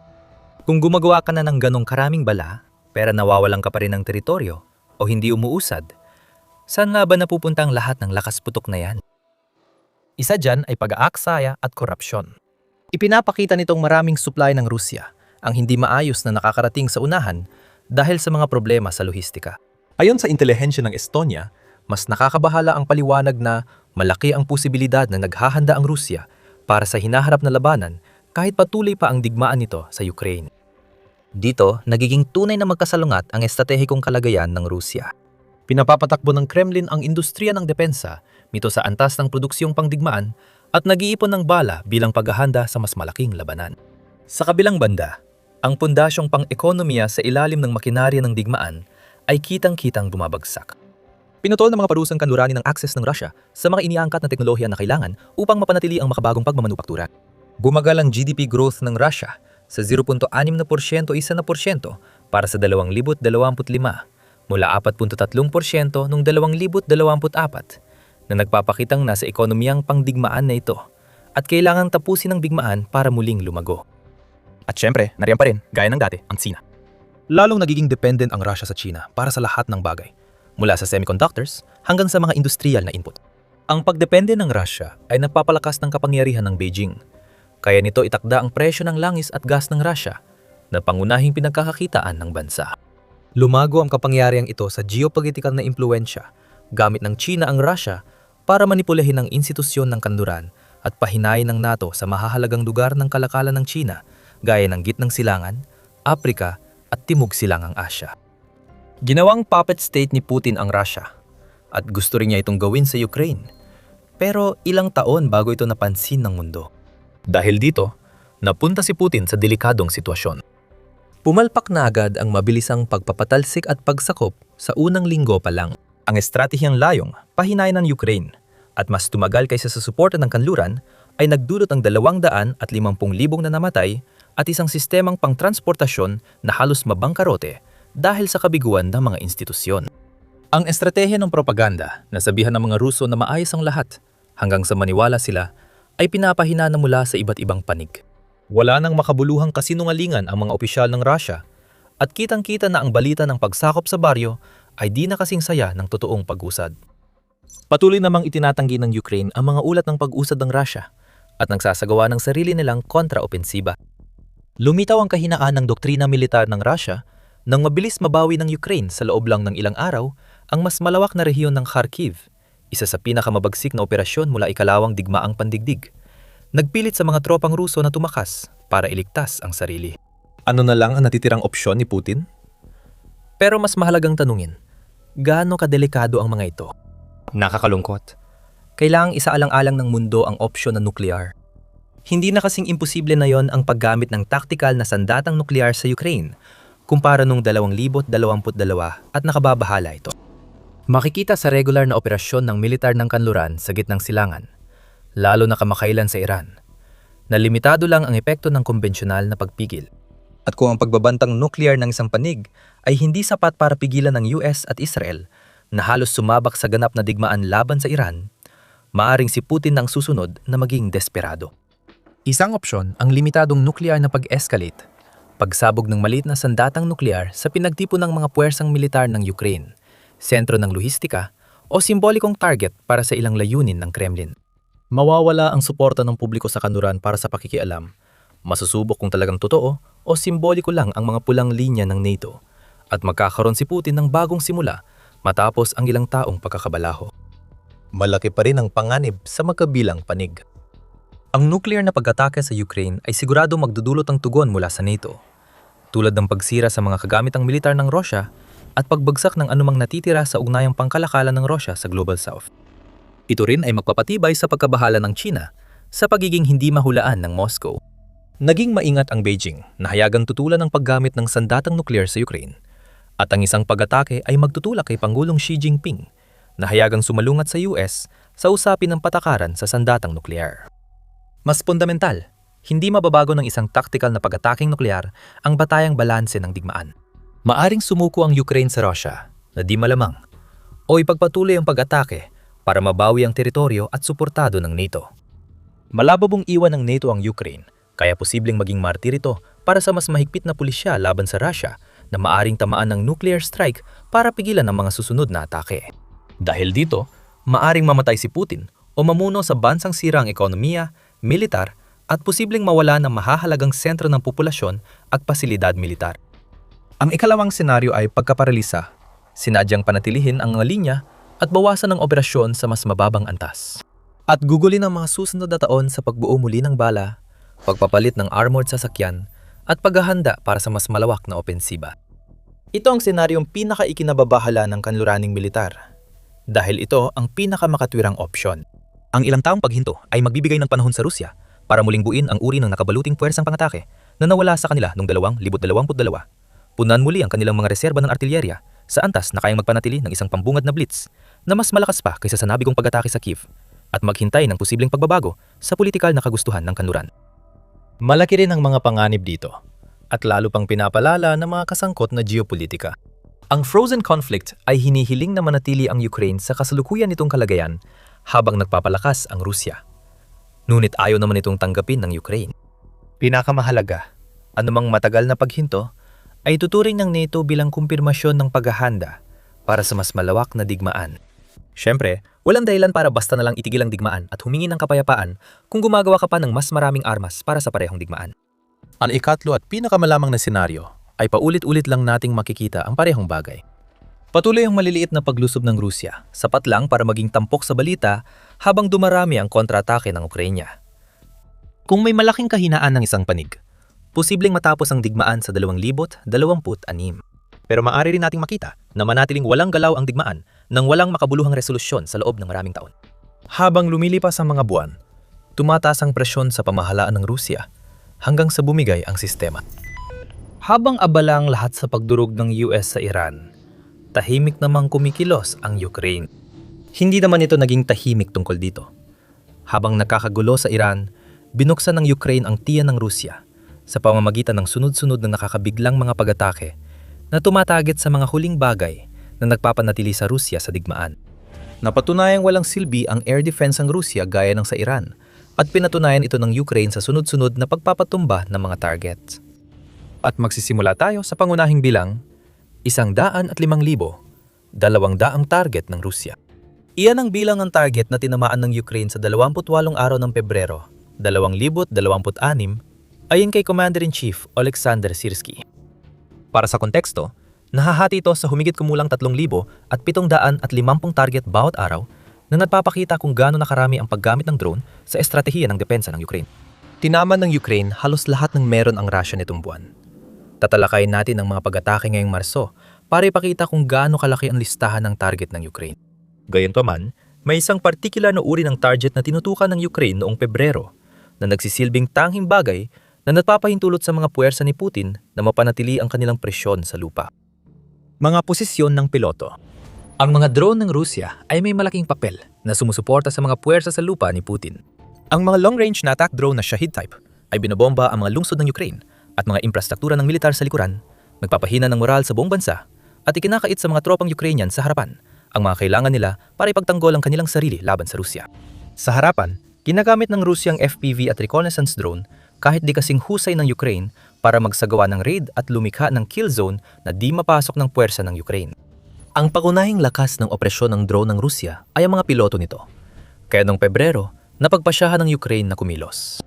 Huwag nang tutukan ng palaso, tamaan na ang mamamana. Ayon kay Syrskyi, imposibleng mapabagsak ng Ukraine ang lahat ng FPV drones na inilalagay ng Rusya sa harapan. Patuloy na nangunguna ang puwersang pangdepensa ng Ukraine sa paggamit ng multi-rotor FPV drones.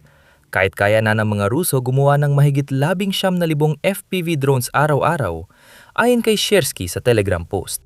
Kung totoo, ito ay malaking pagtaas kumpara sa 2 milyong FPV drones na tinatayang ginagawa ng Rusya noong 2025 o halos 5,500 drones kada araw. Imposibleng wasakin lahat ng FPV drones, pero pwedeng targeting ng Ukraine ang mga drone operator. Siyempre, kahit ang pinakamagagandang FPV drones ay kailangan pa rin ng isang tao sa likod ng remote controller para gabayan ng mga ito. Ang pagtumba sa posisyon ng piloto ay nag-aalis ng daan-daan o libu-libong FPV drones. Kapag nagawa ito ng Ukraine, hindi lang posisyon ang mawawala sa Russia. Ang mga piloto ay natutumba habang kinokontrol ang kanilang mga drone. Ibig sabihin, kailangan magmadali ang Russia na humanap ng mga kapalit. Tinatangka ng Russia na magtipon ng maraming piloto. Ayon kay Syrskyi, layunin ng Russia na palakihin sa 100 at 1,000 ang tropang gumagamit ng unmanned system sa kanilang hukbo pagsapit ng ika-1 ng Abril. Ipinakita ng Ukraine noong Pebrero na hindi ligtas sa mga pilotong nag-ooperate sa malayang likod ng mga linya ng labanan. Kayang tamaan sila ng Ukraine at kaya nitong alisin ang kanilang mga FPV drone sa digmaan nang hindi sinisira mismo ang mga drone. Pwede ring sabihin ito tungkol sa long-range drone. Madalas nating isipin ng mga Shahid drone ng Russia ay pinapalipad mula Russia papuntang Ukraine. At maraming ang ganoon. Isa sa mga benepisyo ng pagsakop ng malaking bahagi ng Ukraine para sa Russia ay ang mas malapit na pagpapalipad ng Shahid drone sa mga targets. Ang drone na pinakawalan mula sa sinakop na Crimea, Luhansk o Donetsk ay mas maikli ang distansyang nilalakbay kumpara sa drone na pinakawalan mula sa loob ng Russia. Ibig sabihin nito, mas maikli ang oras at distansya kung saan maaring magkaproblema. At ito ay isang bagay na kailangang harapin ng Ukraine. Malaking hakbang ang pagtanggal ng mahigit 4,000 pwesto ng piloto sa isang buwan para magawa ito. Ayon sa medyang United 24, abot sa 30,000 Shahid-type attack drone kada taon ang mapoproduce ng Russia pagdating ng Setyembre 2025. Plano rin itong gawing doble ang produksyon sa hinaharap. Noong Enero, iniulat ng RBC Ukraine na sinabi ni Syrskyi na layunin ng Russia na makapagpalipad ng 1,000 attack drones araw-araw laban sa Ukraine. Hindi pa nararating ng Russia ang puntong yon at posibleng naapektuhan ng mga plano ni Putin ng digmaan sa Iran. Dahil Iran pa rin ang naglalaan ng mahahalagang bahagi para sa paggawa ng Shahid-type drones ng Russia. Patuloy pa ring nagpapalipad ang Russia ng Shahid-type na drone sa malaking bilang. Noong Pebrero, nawasak ng Ukraine ang 105,000, 200 target, habang nagpakawala ang Russia ng 5,000 at 59 long-range drone. 13% mas mataas kaysa noong Enero. Binasag ng Russia ang sarili nilang record sa dami ng missile na pinakawalan sa buwang yon. Pero tatalakayin pa natin ito mamaya sa video. Samahan nyo kami dahil tinamaan din ng Ukraine ang iba pang mga target. At isa sa mga iyon ay mahalaga sa industriya ng missile ng Russia. Tatalakayin natin ito mamaya. Balik tayo sa mga drone. Noong Pebrero, malinaw na layunin ng Ukraine na sirain ang sentro ng operasyon ng drone ng Russia. Kalilimutan mo na ang mga Arrow, kahit marami pa ring napabagsak ng Ukraine ayon kay Sersky. Mas mahalaga ang pagtanggal ng mga pwesto ng piloto dahil di makakalipad ang Arrow kung walang mamamana o pana. Kasama ang mahigit 100,000 target, gaya ng kagamitan, tropa, at command centers na nawasak, kitang-kitang patuloy na paghina ng puwersa ng Russia. Tinututukan ng Ukraine ang mga drone para alisin ang pinakamalalaking banta mula sa mga sundalo ni Putin. Pagkatapos ay lilipat tayo sa Marso. Kahit nawasak ang sentro ng operasyon ng drone nito, hindi bumagal ang Ukraine kahit 1 minuto nitong Marso. Maaring umasa ang Kremlin na magkakaroon sila ng kaunting pahinga. Nagmamakaawa ang mga tauhan ni Putin na itigil ng Ukraine ang pagsira sa makinang pandigma ng Kremlin. Pero hindi tumigil ang Ukraine. Sunod-sunod na pag-atake na tumama sa Russia sa unang 12 araw ng Marso. Ilan lang sa mga ito ang ipapakita natin para ipakita ang husay ng Ukraine sa sistematikong pagpapahina. Magsimula tayo sa air defense. Noong Marso 12, iniulat ng Kyiv Post ang pahayag ni Robert Brovdi, pinuo ng Unmanned Systems Forces. Sabi niya, mula Marso 1 hanggang 12, nagawang sirain ng Ukraine ang 19 na bahagi ng air defense ng Russia. Kabilang dito ang isang 300 system at isang TOR surface-to-air missile unit. Ayon kay Brovdi, matagumpay ang SBS Bird sa maraming airstrikes nitong Marso at ipinakita niya ang ilan sa mga ito sa Telegram post noong Marso 12. Sa halos 4 na minutong video, paulit-ulit nating nakikita ang parehong pangyayari. Isang Ukrainian drone ang nakakakita ng target. Lumalapit ito sa target. Pagkatapos, direktang tinatamaan ng drone ang target. Hindi may kakailangang gawin ito ng Ukraine dahil karamihan sa mga pag-atake ay naitala ng mismong sandata. At sa maraming pagkakataon, gaya ng nakikita natin sa video, sinusundan ito ng Ukraine sa pamamagitan ng pagpapadala ng mas marami pang drone para kunan ng video ang nagliliyab na mga wasak na kagamitan na kanilang winasak. Tungkol naman sa mga particular na pag-atake na nabanggit natin, ang TOR system ay winasak malapit sa Bodiansk, isa sa mga teritoryong okupado ng Russia sa Zaporizhia Oblast. Tinawag ng NATO na sa 15 Gauntlet ang air defense system na ito mula Soviet era ay ginawa para depensahan laban sa mga helicopter, eroplano at cruise missile sa malapitang distansya. Mahilig magpakitang gilas ang Russia, na parang epektibo ang TOR laban sa mga drone ng Ukraine. Ipinapakita ng mga drone na sumira dito ng air defense system na nagkakahalaga ng 25 hanggang 27 milyong dolyar ay hindi kasing husay sa pagharang ng drone, gaya ng kailangan ni Putin. Ang 300 system na winasak ng Ukraine ay nasa sinakot na Luhansk, malapit sa Borovenki. Isa pang sistema mula sa panahon ng Soviet, ang 300 ay madalas gamitin ng Russia upang magbigay ng uri ng mobile na proteksyong panghimpapawid sa kanilang mga pormasyon ng tropa, pati na rin sa mga mahahalagang pasilidad militar. Kaya nitong labanan ng marami sa parehong mga target tulad ng TOR, ngunit nadaragdagan din ito ang kakayahang pabagsakin ng ilang banta mula sa ballistic missile. Ang 300 isang air defense system ay ilang beses nang tinamaan ng Ukraine nitong 4 na taon at ang pag-atake noong Marso, 12 ang pinakabago sa seryeng naglalayong pahinain ang air defense network ng Russia. Tulad ng mga posisyon ng piloto na nabanggit, may rason ng Ukraine kung bakit nais itong pabagsakin ng air defenses ng Russia. Pero bago tayo lumalim pa sa kung anong mga dahilan na yon, isang mabilis na paalala lang na ikaw ay nanonood ng The Military Show. Kung hindi ka pa nakakapag-subscribe, na yon na ang tamang panahon para pindutin ang boto na yon.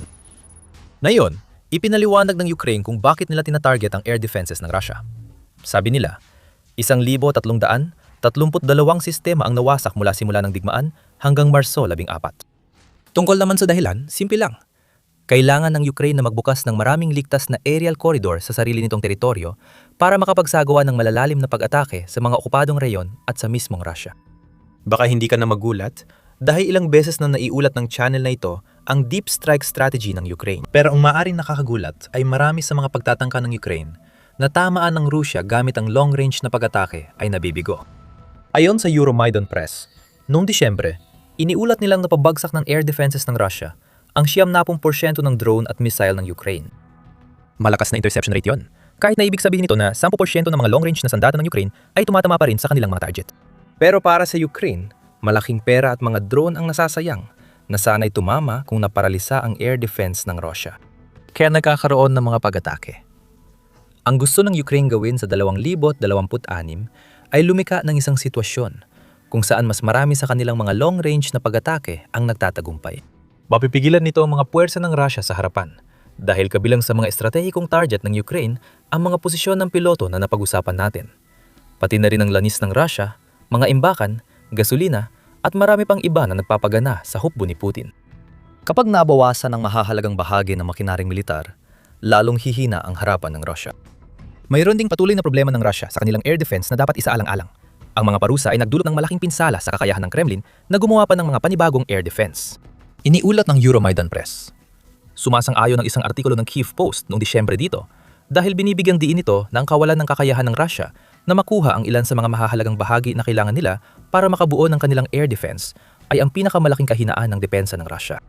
Kung walang pyesa, walang mabubuong bagong air defense systems o kung meron man, sobrang bagal ng paggawa kaya hindi agad mapalitan ng mga unit na nawasak ng Ukraine. Ang mga pagkabigo sa supply chain sa lahat ng aspeto ay naglagay sa Russia sa mahirap na posisyon na kailangang mamili kung papalitan ba ang mga sistemang sinisira ng Ukraine sa pamamagitan ng pagdadala ng mga air defense mula sa loob ng Russia, papunta sa harapan, o pababayaan na lang ang mga puwang na nililikan ng Ukraine para maprotektahan ang mga target na mas malapit sa kanilang sariling teritoryo. Ang lahat ng air defense system ng Russia na gumagamit ng dayuhang pyesa ay matinding nadidelay sa paggawa, kahit galing pa ito sa mga bansang may sanction o wala.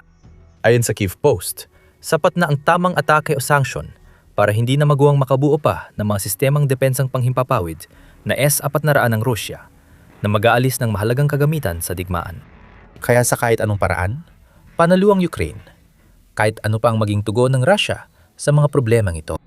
Nabubuksan ang mga ligtas na aerial corridor na kailangan nito, na nagbibigay daan para makapagsagawa pa ito ng mas maraming pag-atake laban sa Russia at sa makinaryang pandigma nito.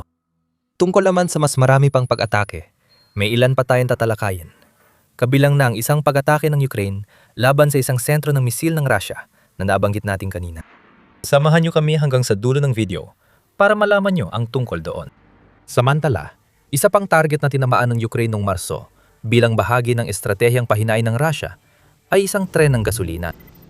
2 araw bago Marso, 12 naging napaka-explosive para sa Russia at nawalan pa sila ng 2 air defense system. Nung araw na winasak ng Ukraine ang 300, winasak din nilang bodega ng bala sa okupadong Luhansk at nasira ang libu-libong bala, pati repair unit ng Russian Artillery Brigade sa Yakimivka, Zaporizhia. Habang abala ang Russia sa pagharap sa lahat ng mga pag-ataking ito, may mga karagdagang Ukrainian drone pa na mabilis na tumungo sa rehiyon ng Luhansk upang sirain ang isang tren ng gasolina at pampadula sa sektor ng Dovzhansk. Halos hindi na kailangang ipaliwanag kung bakit mahalaga ang pag-ataking ito. Ang pag-aalis ng gasolina mula sa mga puwersa ng Russia ay nangangahulugan na hindi nila mapapagana ang kanilang mga tangke at mga nakabaluting sasakyan. Ibig sabihin, hindi na makakagalaw ang mobile artillery at air defenses. Kaya nagiging madali silang target ng pag-atake ng Ukraine. Dahil nasunog ang mga pampadula sa atake sa tren, inaalis din ng Ukraine ang isang mahalagang sangkap para sa pagmamantini ng kagamitang militar ng Russia. Kung hindi mapipigilan ang mga kagamitan yon, maaring magdulot ito ng dagdag na pagkasira at humina ang pagiging maaasahan ng mga kagamitan para sa mga tropa ni Putin. Nakakatuwa, ginamit ng Ukraine ang paraan ng Russia sa pag-atake sa tren ng gasolina sa Luhansk. Alam na magkabilang panig ang kahalagahan ng lohistika at riles ng tren sa pagpapatuloy ng kanilang hukbo. 70% ng kargamento ng Russia ay dinadala sa tren at ganon din ito sa kargamentong militar gaya ng sa komersyal. Para makakuha ng gasolina at pampadulas ang mga tropa ng Russia, Kailangan itong maihatid sa pamamagitan ng tren. Umasa rin ang Ukraine sa tren. Mas advance ito kaysa Russia sa ilang aspeto, ngunit patuloy pa rin pinapahirapan ni Putin ang sitwasyon. Ang digmaan, umaatake man o natatanggol, ay kailangan ng gasolina. Kailangan mong maihatid ang mga bala at kagamitan sa iyong mga sundalo. At kadalasan ay hindi opsyon ang paggamit ng mga kalsada dahil sa mahal na gastos at sa katotohanang mabagal gumalaw ang malalaking truck kapag mabigat ang karga, kaya nagiging target sila. Sinamantala na ng Rusya ang bagay na yan mula pa noong unang bahagi ng Marso. Iniulat ng DW ng pampublikong kumpanya ng Riles ng Ukraine, Bukozhaliznytsia, ay nagsabing ito sa isang ulat noong ika-12 ng Marso. Tinatama ng mga tulay at riles ng tren, pati na rin ang mga tren mismo. At ginagawa lahat ito upang guluhin ang sistema ng logistics ng Ukraine sa lupa. Noong Marso 12, gumanti ang Ukraine, gamit ang mga drone para sirain ang tren ng gasolina at pampadulas sa sinakop na teritoryo. Bilang pagpapakita kay Putin na kaya rin nilang guluhin ang lohistika niya. At sa hindi inaasahang paraan, lalo pang lumalala ang sitwasyon para sa Russia. Sa pagkawasak ng sentro ng operasyon ng drone na ito at pagkabutas ng ilalim ito, habang tinatamaan ng Ukraine ang mga himpilan ng logistics at depensa sa himpapawid, malaki ring tinamaan ng Ukraine ang estratehiya ng missile ng Russia. Nabanggit namin kanina na may particular na dahilan ang Ukraine kung bakit tinutugis nila ang mga missile ng Russia, maliban pa sa isang mahalagang target na iniisip nila.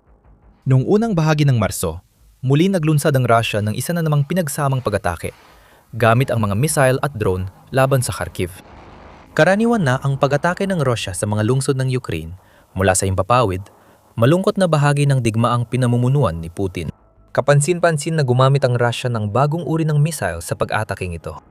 Tinatawag na Izdilya-30. Ang missile na ito ay may saklaw na 1,500 kilometro o 900 at 32 milya at kaya nitong magdala ng humigit kumulang 800 kilo o 1,700, 63 libra ng lakas pasabog.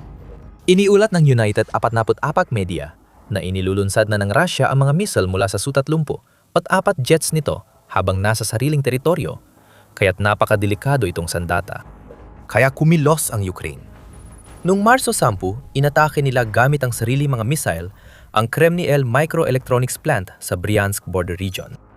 Naging tampok ang Storm Shadow ng 7 UK missile ang pinakawalan ng Ukraine sa pangunahing planta. Ang lawak ng pinsalang makikita sa mga larawang kuha matapos ang pag-atake ay nagpapahiwatig na wasak ng Kremniel. Kasama nito, nawala rin ang kakayahan ng Russia na gumawa pa ng mas maraming Izdilya-30 missile dahil ang mga microelectronics na ginagamit para gawin ang missile na yon ay ginagawa sa plantang winasak ng Ukraine. Mulay, gumaganti ang Ukraine sa parehong paraan. Kaya mahalagang payagan ng mga bansang kanluranin na gamitin ng Ukraine ang kanilang mga missile laban sa mga target sa Russia. Sa pag-ataking ito, tinarget ng Ukraine ang otak ng missile strategy ng Russia. Wala na ang puso, tiyan at utak. Malaking tulong ito sa Ukraine dahil sa matinding pag-atake ng Russia. Nilinaw ni Colonel Yuri Ignat, pinuno ng komunikasyon ng Ukrainian Air Force, kung gaano ito kalaki, lalo na pagdating sa mga ballistic missile noong Marso 9. Sabi niya, mas maraming ballistic missiles ang ginamit ng kalaban noong 2025 hanggang 2026 nagkaroon kami ng malalaking pag-atake. May mga 100 at kalahati noong taglamig. At dito natin nakikita na ang paggamit ng mga missile na lumilipad sa ballistic trajectories ay tumaas ng malaki. Tama, naranasan ng Ukraine ang record-breaking missile attack ng Russia noong Pebrero. Nagpadala ang Russia ng 288 missile sa Ukraine, katumbas ng mahigit 10 kada araw ang average.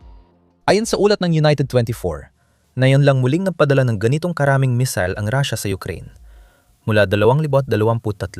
Mukhang palatandaan ito na mas magtitiwala ang Russia sa kanilang malalakas na sandatang panghimpapawid paglapit ng 2026. Iyon ang plano. Dahil nabura na sa mapa ang pasilidad ng Kremniel, kailangan nang itigil ang produksyon ng pinakabagong missile ng Russia. Kapag isinama pa ang pagkawala ng Russia ng higit 100 at 5,000 target noong Pebrero, kabilang ang mahigit 4,000 posisyon ng piloto. Ang pagkasira ng mga depensa sa himpapawid, pagkawala ng tren ng gasolina at pampadulas, at iba pang maliliit na pag-atake ay nagpapakitang matagumpay ang buwan at kalahating ito para sa Ukraine. Bantayan ang Iran. Yan ang mensahe ng Ukraine sa mundo. Kami naman, patuloy sisirain ang mga linya ng supply ng makinang pandigma ng Russia. Huwag magkamali. Lalong titindi ang mga pag-atake ng Ukraine habang napapatuloy ang 2026. Nagpakawala ang Ukraine ng malaking atake sa Moscow. Katatapos lang ng pinakamalaking drone attack ngayong taon at nagliliyab ang Russia. Nasusunog ang langis at nilulusob ang kabisera ng Rusya. Kaya naranasan ng mga mamamayang Ruso na pinoprotektahan ni Putin sa pinakamahalagang lungsod ang matinding epekto ng digmaan. Ang Moscow Times may detalye. Noong Marso 16 iniulat na naglunsad ang Ukraine ng sunod-sunod na drone attack sa kabisera ng Russia nitong weekend. Isa sa pinakamalalaki mula simula ng digmaan. Ayon kay Mayor Sergei Sobyanin ng Moscow, nagpatuloy ang mga pag-atake hanggang Marso 16 na nagpapakitang binago ng Ukraine ang taktika at ginawang target ang kabisera ng Russia. Siyempre, inuulit ni Sobyanin ang parehong pahayag na laging sinasabi ng Russia kapag nahaharap sa mga drone ng Ukraine, na sinasabing nawasak ng kanilang air defenses ang lahat. Pero ang dami ng drone na pinakawala ng Ukraine ang may pinakamalakas na epekto dito. Sa nakalipas na 2 araw, tinatayang 250 na UAV ng kalaban ang nawasak ng mga puwersa ng air defense, habang papalapit sa Moscow at sa pangalawang linya ng paglapit, ayon sa isang post sa Telegram ni Mayor Sobyanin ng Moscow. Ang nakikita natin dito ay ang pagtanggal ng Ukraine sa mga limitasyon habang ipinapakita kay Putin at sa kanyang mga kasamahan sa Kremlin na ang Moscow na siyang pangunahing lungsod na gustong protektahan ni Putin higit sa lahat sa Russia ay abot ng Ukraine at maaaring tamaan. Maaring mapilitan si Putin na itigil ang pananakop dahil sa matinding psikolohikal na trauma mula sa tumitinding estratehiya ng Ukraine sa impapawid. Tatalakayin pa ito sa video. Bago tayo mapatuloy, suriin muna natin ang laki ng pag-atake ng Ukraine sa Moscow. Hindi ito ang unang beses na nagpakawala ng mga drone ang Ukraine papunta sa Moscow. Noong Marso 2025, sinubukan na ng Ukraine ang ganitong pag-atake gamit ang drone sa Moscow. Halos isang taon bago ang record-breaking nitong operasyon. Sa pag-ataking yon, 71 drone ng Ukraine ang pinabagsak sa paligid ng kabisera ng Russia, ayon sa Russian Defense Ministry, na nagdulot ng 3 namatay. Wala pang naiulat na nasawi sa pinakabagong pag-atake ng Ukraine. Ngunit ayon sa mga saksi ay maraming pagsabog at napilitang ipasara ang mga paliparan sa rehiyon ng Moscow. Iniulat ng Kyiv Post na may mga nakasaksi ng pagsabog sa Troitsky Administrative District ng Moscow, kabilang ang Podolsk, Domodedovo, Dubna, Mozaisk, Istra, Sonyachigorsk at Narofominsk na tinamaan ng pag-atake habang walang pinipiling pinapalipad ng Ukraine ang mga drone papuntang kabisera ng Russia at mga karatig rehiyon. Isinara rin ang mga paliparan. Ipinatupad ng Rosaviatsia, autoridad sa abyasyon ng Russia, ang mga paghihigpit sa paglipad sa ilang paliparan bilang tugon sa drone attack ng Ukraine. Nakaranas ng kanselasyon o pagkaantala ng flight ang Vinakovo, Domodedovo, Zhukovsky at Sheremetyevo at tanging Vinakovo lang ang gumalik sa normal na operasyon. Ayon sa Kyiv Post, lahat ng natitirang paliparan ay nagpapalipad ng flight sa koordinasyon ng mga autoridad. Hindi lamang pagsasara ng mga paliparan ang problema na kinakaharap ng Russia sa ngayon. Malayo sa Moscow, may nasusunog na langis. Ibubunyag namin kung saan yon sa loob ng ilang minuto. Pero huwag maliitin ang kahalagahan ng pagsasara ng mga paliparan ng Moscow para sa Ukraine. Ang pagsasara ng paliparan ay nagdudulot ng pagkaantala o pagkansela ng biyahe at libu-libong Russian na biyahero ang nai-stranded. Sa psikolohikal, malinaw na palatandaan ito na umaabot ng drone ng Ukraine sa Russia. Gaan naman pilitin ni Putin na itago ang ebidensya ng mga pag-atake ng drone na isa sa mga dahilan kung bakit isinara ng Kremlin ang access sa Telegram. Malinaw pa rin ang mensahe ng paghinto ng biyahe para sa kaligtasan. Nasa area ang mga drone ng Ukraine. Ang kanselasyon ng biyahe ay nadudulot ng refund ng tiket, kaya nababawasan ang kita ng Kremlin. Noong Hulyo 2025, nagkaroon ng malawakang drone attack sa Sampung, lungsod ng Rusya, na nagdulot ng pagkaantala sa 2,000 biyahe at pagkansela ng isa pang 485 biyahe. Nasa 43,000 tiket ang kailangang i-refund. Dahil sa mga problemang ito, kaya malaking nabubuwisang kita ang naibalik sa mga bulsa ng mga mamamayang Ruso at hindi nakuha ng Kremlin. Bawat pag-atake na napapasaran ng mga paliparan ay dagdag gastusin sa makinarya ng digmaan ni Putin at tumatama rin sa propaganda ng Kremlin sa mga mamamayang Ruso. May isa pang intriga sa kwentong ito. Ayon sa Kyiv Post at sa Russian military blogging channel na SHOT, gumamit ang Ukraine ng mga FP-1 na drone sa pag-atake sa Moscow. Iniulat na sunod-sunod na naglunsad ang Ukraine ng 8-10 drone kada alon. Bawat isa sa mga drone na ito ay kayang magdala ng hanggang 60 kilo o 132 libra ng pampasabog at kayang bumiyahe ng hanggang 1,400 kilometro o 869 na milya. kaya sakop na sakop ng abot nito ang Moscow. Mga bagong dagdag pa lang ang mga drone na ito sa laban ng panghimpapawid sa Ukraine. Ang FP-1 ay inilunsad noong Mayo 2025 na itala na kaya nitong magdala ng pampasabog na doble sa laki ng sinasabi ng Kyiv Post at bumiyahe ng dagdag na 200 kilometro o 100 at 24 na milya. Ayon kay Militani, nakagagawa na ang Ukraine ng mga drone na ito sa malalaking bilang pagsapit ng Mayo at ginamit na ito sa mga pang-atake sa Russia. Noong Nobyembre, iniulat ng bagong tinig ng Ukraine ang FP-1 at binigyan din itong drone na kayang baguhin ang estratehiya ng Ukraine sa malalayang operasyon. Ayon sa gumawa ng Farpoint drone, ang FP-1 ang pinakamura at pinaka-epektibo sa klase nito. At dahil mababa ang halaga nito, nakakaroon ng kakayahan na magpalipad ng napakaraming grupo ng mga drone na ito, na siya mismong nakikita natin na yon sa Moscow. Dahil sa FP-1, may murang drone ng Ukraine na magagamit nito para daigin ang depensa sa himpapawid ng Russia. Bagamat mukhang wala pang naging bunga ang pag-atake sa Moscow o wala pang naiuulat, ang ginawa ng Ukraine dito ay isang pag-atake na nagbibigay ng malinaw na babala kay Putin. Maaring gamitin ng Ukraine ang FP-1 kasama ng mga hybrid na drone missile gaya ng Flamingo para magbukas ng daan sa depensa sa himpapawid ng Moscow at magbigay daan sa mapanirang pag-atake sa kabisera ng Russia. Parang walang naging epekto ang isa sa pinakamalalaking pag-atake sa Moscow sa digmaan. Ang alam lang natin ay ang ilang impormasyong galing sa mga autoridad ng Russia.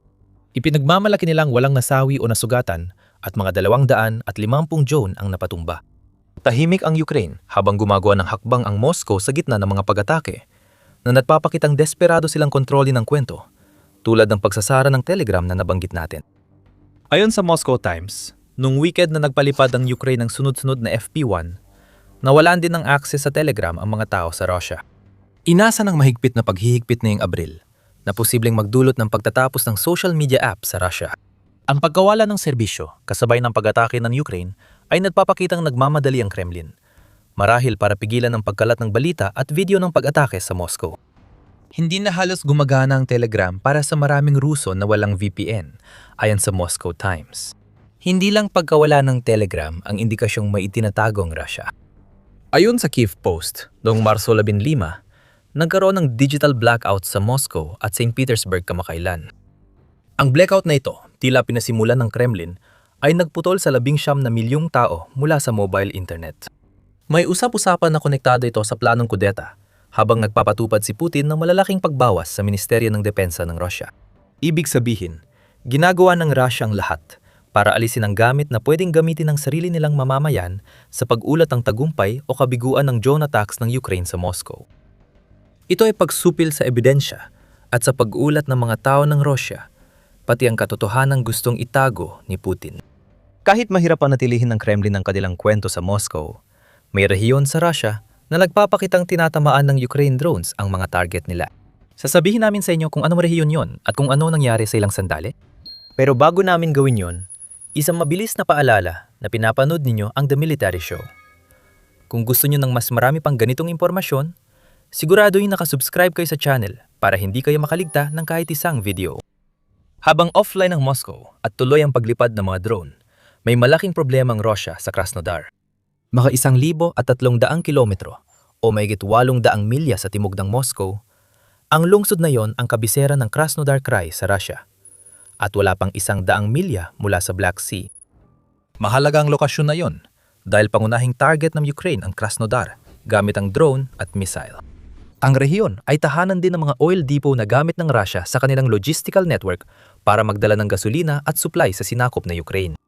Base dyan, alam mo ba kung anong tinarget ng Ukraine na magpadala ito ng 200 at 50 drone sa Moscow nung weekend na yon? Kung sinabi mong Russian oil, tama ka. Noong Marso 16 madaling araw, nag-drone strike ang Ukraine sa Krasnodar Krai at tinamaan ng isang oil depot. Nagsimulang lumabas ang ulat ng pagsabog sa lungsod bandang 2:00 ng madaling araw. At dahil sa dami ng ebidensya ng tagumpay ng Ukraine, hindi na itinanggi ng mga autoridad ng Russia ang nasusunog na langis. Nag-ulat ang emergency team ng Krasnodar Krai na nagkaroon ng sunog sa oil depot sa Levinsk Industrial Zone dahil sa drone attack matapos ang pag-atake ng Ukraine. Ayon sa paunang impormasyon, walang nasawi. Walang namatay, pero maraming sunog ang naganap. Pinatunayan ni Exilanova Plus sa Telegram post ito na nagbahagi ng ilang video ng resulta ng pag-atake ng Ukraine. Bawat isa ay napapakita ng napakalaking apoy sa Lubyansk Industrial Zone na tila lalo pang lumalakas habang pinapanood mo ang mga video. Hindi pa nagbibigay ng komento ang Ukraine tungkol sa pag-atake nito, kahit na malinaw sa lahat ng ulat na pinakawalan nila ang kanilang mga drone laban sa oil depot. Sa Russia, bukod sa sinabi ng Krasnodar Emergency Team, narinig na naman natin ang dati ng palusot ng mga otoridad ng Russia. Hindi ito direktang tinamaan ng Ukraine gamit ang kanilang mga long-range drone. Hindi raw, ayon sa Russia. Ayon sa kanila, sobrang epektibo ng air defenses ng Russia, kaya lahat ng drone sa Krasnodar ay nawasak. Ngunit nagkataon lang na ang debris ng mga ito ay bumagsak sa oil depot at nagdulot ng malaking pagsabog na nakita mula sa malayo. Pakiramdam niyo rin ba paulit-ulit ang balita ng Russia sa drone strike ng Ukraine? Lagi nilang sinisisi ang debris sa pinsala, hindi ang mga drone mismo tuwing may insidente. Sa ngayon, parang sobrang hina na ng enerhiya at militar na infrastruktura ng Russia na pwede na itong magliyab kahit batuhin lang ng bato ang depo. Nagbibiro lang kami. Ang totoong nangyari ay tinamaan na naman ng pinaka-eksaktong debris ng drone sa buong mundo. Nagkataon lang na yung debris ay nakakabit pa rin sa drone dahil pumalpak ng todo ang air defenses ng Russia na pabagsakin ng drone na yon mula sa impapawid. Ayon sa Kiev Independent, madalas targetin ng Ukraine ang Krasnodar Krai nitong linggo. Noong Marso 15, tinamaan ng Ukraine ang Tikhorets Oil Pumping Station, isa sa pangunahing transit point ng langis sa reyon. Muling kumulat sa social media ang mga litrato, kabilang ang post ni Exilinova Plus na nagpapakita ng nasusunog na pasilidad. Upang lalong masakta ng mga Ruso, inulit ang pag-atake noong Marso 15 matapos ang una noong Marso 12 sa parehong pasilidad. Nagawa rin ng Ukraine na umatake sa Ifipsky Oil Refinery kasabay ng mga iyon. May tatanong ng iba kung may air defenses pa ba ang Russia sa Krasnodar Krai. Baka wala na talaga. Habang nagmamadali ang Kremlin na pigilan ang paglabas ng impormasyon matapos isa sa pinakamalalaking pag-atake ng Ukraine sa Moscow, mukhang hindi nila natutukan ang mga kilos ng Ukraine na 800 milya ang layo. Nasusunog ang Krasnodar Krai at langis nito. At nabigong itago ng Russia ang mga ginagawa ng Ukraine doon. Ang Krasnodar at Moscow ay dalawang magkaibang lungsod na parehong nakaranas ng matinding pinsala mula sa mga drone nitong mga nakaraang araw.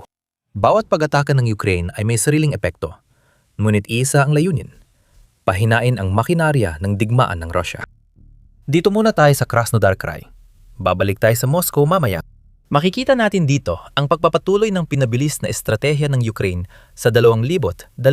Sa pagtira sa mas maraming langis ng Russia hanggat maaari, pinahihina mo ang mga puwersa ni Putin sa mga frontline at inalisan ng isang mahalagang yaman na ginagamit ng Kremlin para kumita ng pera. Ang mga pasilidad na tinamaan ng Ukraine sa Krasnodar Krai ay mahalaga sa supply sa frontline ayon sa Kyiv Post. Ang teritoryo ng Krasnodar Krai ay itinuturing na isang estratehikong logistics hub para sa hukbong Ruso. Ang mga oil depot sa reyon ay nagsisilbing mga gasolinahan para sa mga tropang Ruso na nakikipaglaban sa Timog Ukraine ayon sa ulat. Madali lang ang lohika ng Ukraine. Kapag sinira ang gasolinahan, agad mawawala ang supply ng gasolina ng mga Ruso. Ibig sabihin nito, ang mga tangke, armored vehicles, at lahat ng iba pang gamit ng Russia sa Ukraine na nangangailangan ng gasolina ay hindi na ito makukuha. Naging infantry assaults na lang dahil hindi na makagalaw ang mga sasakyang mekanisado. Wala ring nagawa ang Russia sa mobile air defenses at artillerya dahil nahinto ng daloy ng langis. Kailangan nilang manatili kung nasaan sila, at kung sakaling alam ng Ukraine kung nasaan ang mga gamit na ito, mas marami pang drone ang ipadadala laban sa kanila habang naipit sila na walang gasolina. Hindi rin dapat balewalain ang epekto ng mga pag-atake sa langis ng Krasnodar Krai sa kita. Hindi na pwedeng ibenta sa ibang bansa ang nasusunog na langis. Alam na ito ng Ukraine, at dahil sa kanilang mga pag-atake sa langis ng Russia, patuloy na bumababa ang kita ng Russia mula sa pinakamahalaga nitong produkto. Ayon sa Financial Times, ang matinding kaguluhan sa Iran ay naging pabor sa Russia, na ngayon ay kumikita ng dagdag na $150 milyong bawat araw mula sa langis. Tumaas ng hustong presyo ng langis dahil sa pagharang ng Iran sa Strait of Hormuz. Pansamantalang solusyon lang yan sa problema ni Putin sa langis. Hindi rin siguro nagkataon na paulit-ulit na target ng Ukraine ang pangunahing oil terminal ng Russia habang may digmaan sa Iran. Ang pagtigil ng langis na yon ay nangangahulugan na hindi kikita si Putin at hindi rin ito magagamit ng kanyang mga sundalo sa pagsalakay nila sa Ukraine.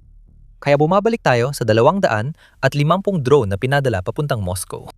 Hindi masyadong nasusukat ang pisikal na pinsala ng mga drone na ito, kundi higit ang psikolohikal na epekto ng mga pag-atake sa mga taga-Moscow. Sabi ng Atlantic Council noong Enero, ang mga pangmalayang pag-atake ang pinakamabuting garantiya sa seguridad ng Ukraine laban sa Russia. Ang ibig sabihin nito ay ang pagpapakita ng Ukraine na kaya nitong magpadala ng mga drone at missile na malalim sa loob ng Russia hanggang matarget ang mga lugar tulad ng Moscow ay nagsisilbing malinaw na mensahe sa sinumang naniwala sa mga pahayag ni Putin na wala ng laban ang Ukraine. Buhay pa rin ang Ukraine at lalo pang dumalalim ang abot ng mga pag-atake nito. Alam na ng mga tao sa Moscow ang sitwasyon. Kahit higpitan ng Kremlin ang internet at social media, di nila matatakpan ng pagsasara ng paliparan at kanselasyon ng mga biyahe. Maaring maintindihan ng isa o dalawang kanselasyon, pero kung sabay-sabay na 12-12 ng biyahe sa isang weekend, siguradong may malalim na dahilan. Kahit ang mga Rusong nanonood lang ng state media, ay mapapansin ng mga ganitong kakaibang pangyayari ay dulot ng mga drone ng Ukraine. Ibinabalik ng Ukraine ang digmaang sinimula ni Putin pabalik sa mismong Russia. Oo, matagal na nilang ginagawa yan. Pero bihira lang targetin ng Ukraine ng Moscow kumpara sa mga rehiyon sa hangganan at malalayong lugar sa Russia na mahina ang proteksyon at hindi kasing halaga kay Putin gaya ng kabisera. Ang FP-1 drones ng Ukraine na ayon sa United 24 Media ay nakakahalaga ng humigit kumulang 55,000 kada isa, ay ginagawa sa bilis ng mga 100 kada araw. Kaya ng Ukraine na patuloy na gumawa at magpadala ng mga drone patungong Moscow habang pinananatili ang estratehiya nito sa pangmalayuang pag-atake sa ibang bahagi ng Russia. Iyan ang nakita natin kamakailan. Ang 250 drones na pinadala ng Ukraine sa Moscow ay nagpadala ng mensahe kay Putin. Pwede ring sabihin ito sa mga nasusunog na oil depot at terminal sa Krasnodar Krai. Bagaman ang pagwasak sa mga ito ay tungkol din sa praktikalidad, gaya ng sa psikolohikal na epekto. Alam ni Putin na kayang tamaan ng Ukraine ang Krasnodar Krai, nagawa na nila ito at uulitin pa nila. Ayaw pa rin niyang tanggapin. Pero malinaw na, target na rin ang Moscow ngayon. Ipagpalagay natin na nagsasabi ng totoo ang Russia.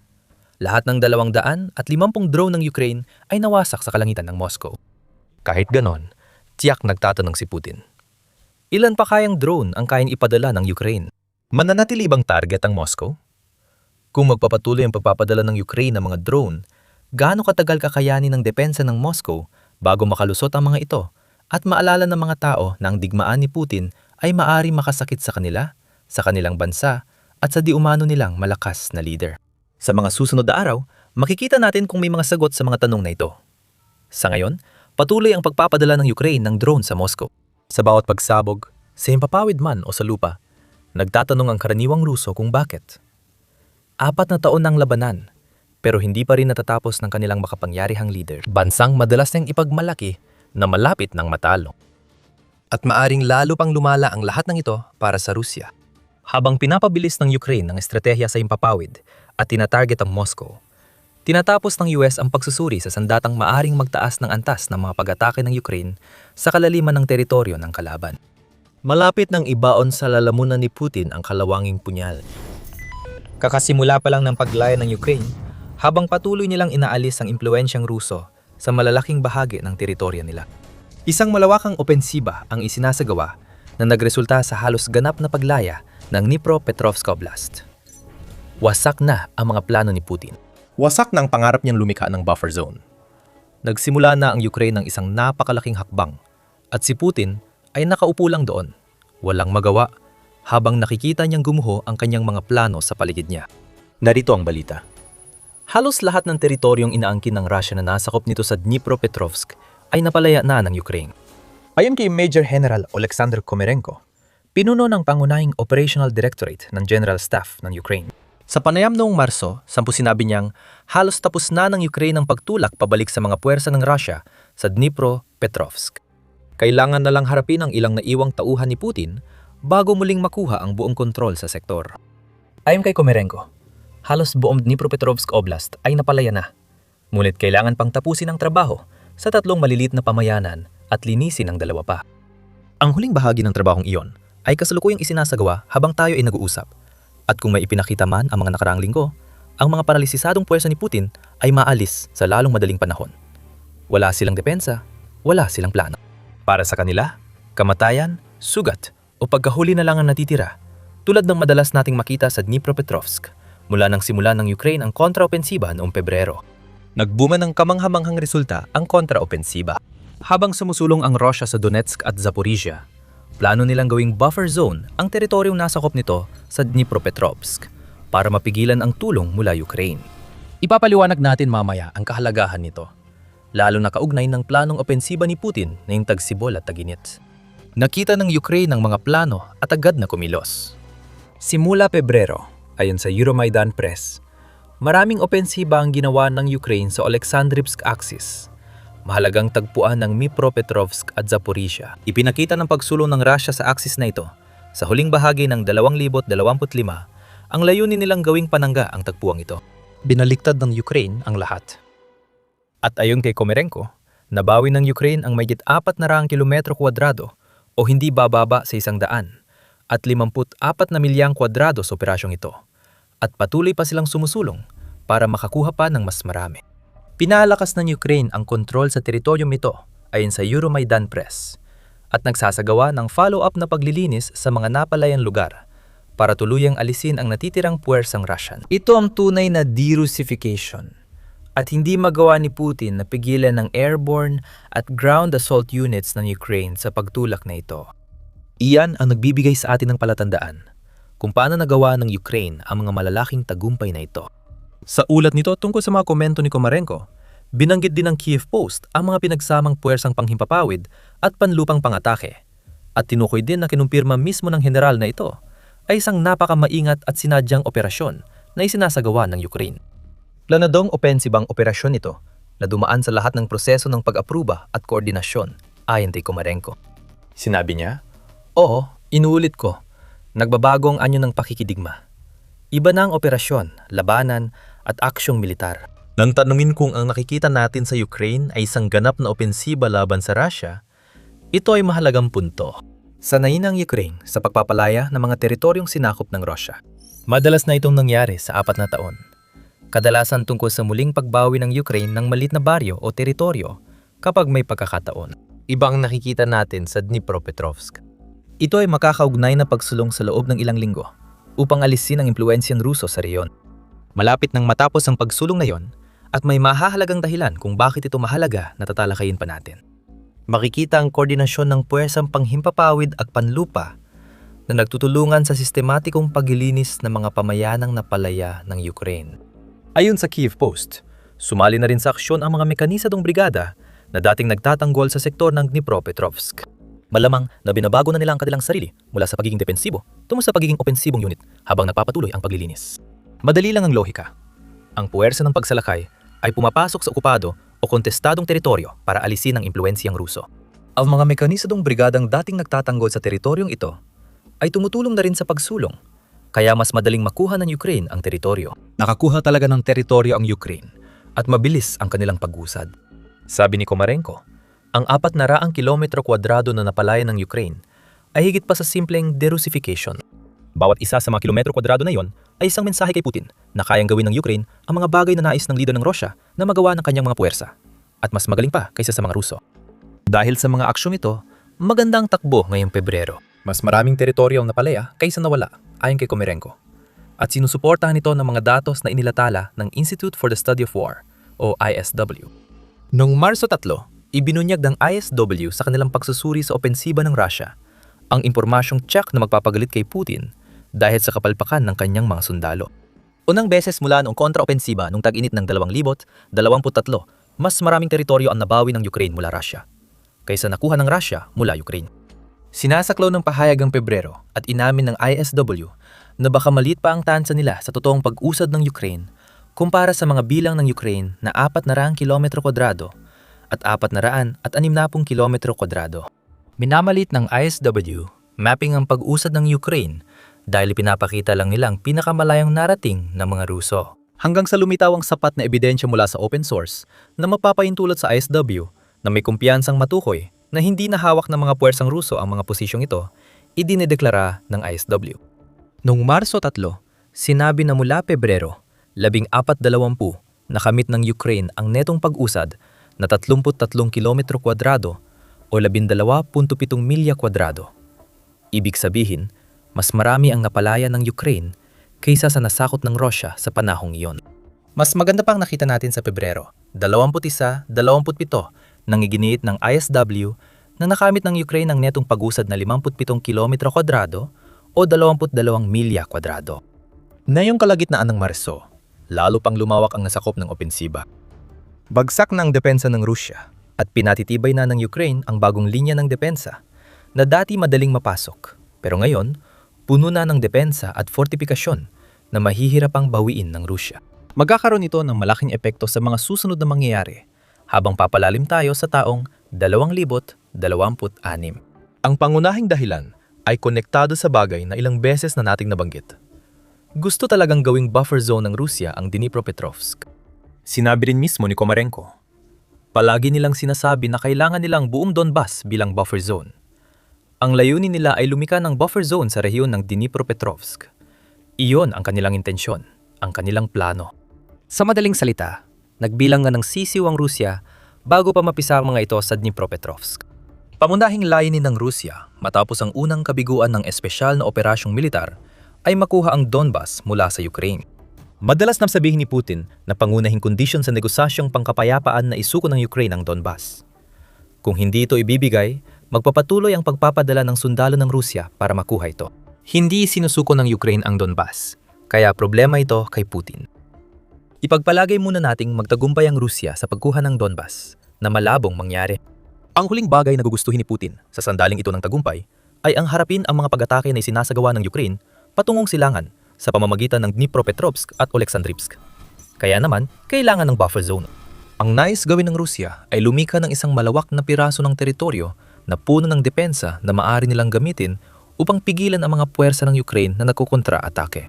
Habang mas matagal mapipigilan ng Rusya ang kontra-atake papasok sa Donbas, mas magkakaroon sila ng oras para magtayo ng mga fortifikasyon sa rehiyong yon upang maging halos imposible ang tagumpay ng isang kontra-atake. Ibig sabihin, gusto ng Rusya palawakin ang kontrol nila sa silangan at katimugang frontline ng Ukraine. Noong nakaraang buwan, naging imposible ito dahil sa kampanya ng de-Russification ng Ukraine na tinanggal ang buffer na nais ni Putin. Karamihan sa buffer na teritoryo ni Putin ay nabawi na ng Ukraine at patuloy pa silang sumusulong para makuha pa ang iba habang lumalalim ang opensiba.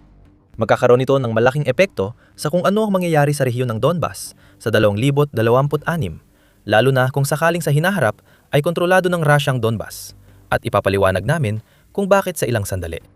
Bago natin talakayin yan, mag-subscribe ka sa The Military Show kung ganitong kaalaman ang hanap mo. Binubusisi namin ito linggo-linggo.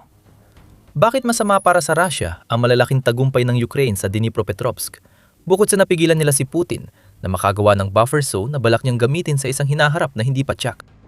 Isa sa mga sagot sa tanong na yan ay ang isang ganap na opensiba ay napapakita na hawak ng Ukraine ang lahat ng inisyatiba sa labanan na yon. Makikita natin na mas malakas ang tagumpay ng Ukraine kumpara sa Russia ngayon na nagpapakita ng humihinang depensa ng Russia habang matatag pa rin ang fortification ng Ukraine. Sumang-ayon si Emil Kostahelmi, military analyst mula Blackbird Group ng Finland, ayon sa pahayag niya sa Kyiv Independent. Sa mga nakaraang linggo, nagsagawa ng kontra-atake ang Ukraine sa Dnipropetrovsk. Ayon kay Kostohami, lumipat na sa Ukraine ang inisyatiba sa front na ito. Sumasang-ayon ng Atlantic Council sa pagsusuring ito na nagsasaad sa isang edisyon ng dispatches noong Marso 3 na nagawa ng Ukraine na malampasan ng unos ng taglamig na pinakawalan ng Russia laban sa kanilang energy grid at lumabas sa kabila nito na sa kanila ang buong buwelo. Maliban sa pagbawi ng teritoryo, nadulot ang Ukraine ng malaking kaswalti sa Russia, tumanggap ng bilyong-bilyong dolyar na tulong at pautang, at gumamit ng bagong sandatang may mahabang abot laban sa Russia at mga okupadong lugar. Hindi pa lupaypay ang Ukraine gaya ng gustong ipakita ni Putin sa pagtatapos ng 2025 at ang kontraopensiba ang patunay nito. Gusto ring gamitin ng Ukraine ang momentum na ito, ayon sa Defense Minister nilang si Mikhailo Fedorov, na nagtakda ng layuning magdulot ng 50,000 kaswalting Ruso kada buwan bago matapos ang 2026. Hindi ito mga kilos ng isang bansa na naghihingalo na sa larangan ng digmaan. Kaya maaari natin makita ang matinding opensiba ng Ukraine bilang isang senyales kay Putin at sa sinumang naniniwala sa walang tigil na kasinungalingan na lumalabas sa bibig ng Pangulo ng Russia. Ang mga talunang bansa ay hindi kumukuha ng mas maraming teritoryo mula sa mga bansang inaasahang tumatalo sa kanila. Iyan ang naranasan natin sa Dnipropetrovsk at mga kalapit na rehiyon nitong mga buwan. Ngayon, gamit na ng Ukraine ang mga sandata tulad ng Flamingo drone missile hybrid at pinalalakas at pinalalawak ang kanilang mga kill zone, kaya posibleng sa 2026, mas malaki ang magiging pagkawala ng Russia kaysa sa makukuha nila sa Ukraine. Pinipilit ng kontraopensiba ng Ukraine ang Russia na ilihis ang resources nila mula sa pangunahing layunin sa Donetsk. Babalikan natin ang puntong yan sa dulo ng video. Pero kapag Donetsk ang usapan, dapat ding talakay ng balitang plano ng Russia para sa Tagsibol at Taginit 2026. May paparating na opensiba.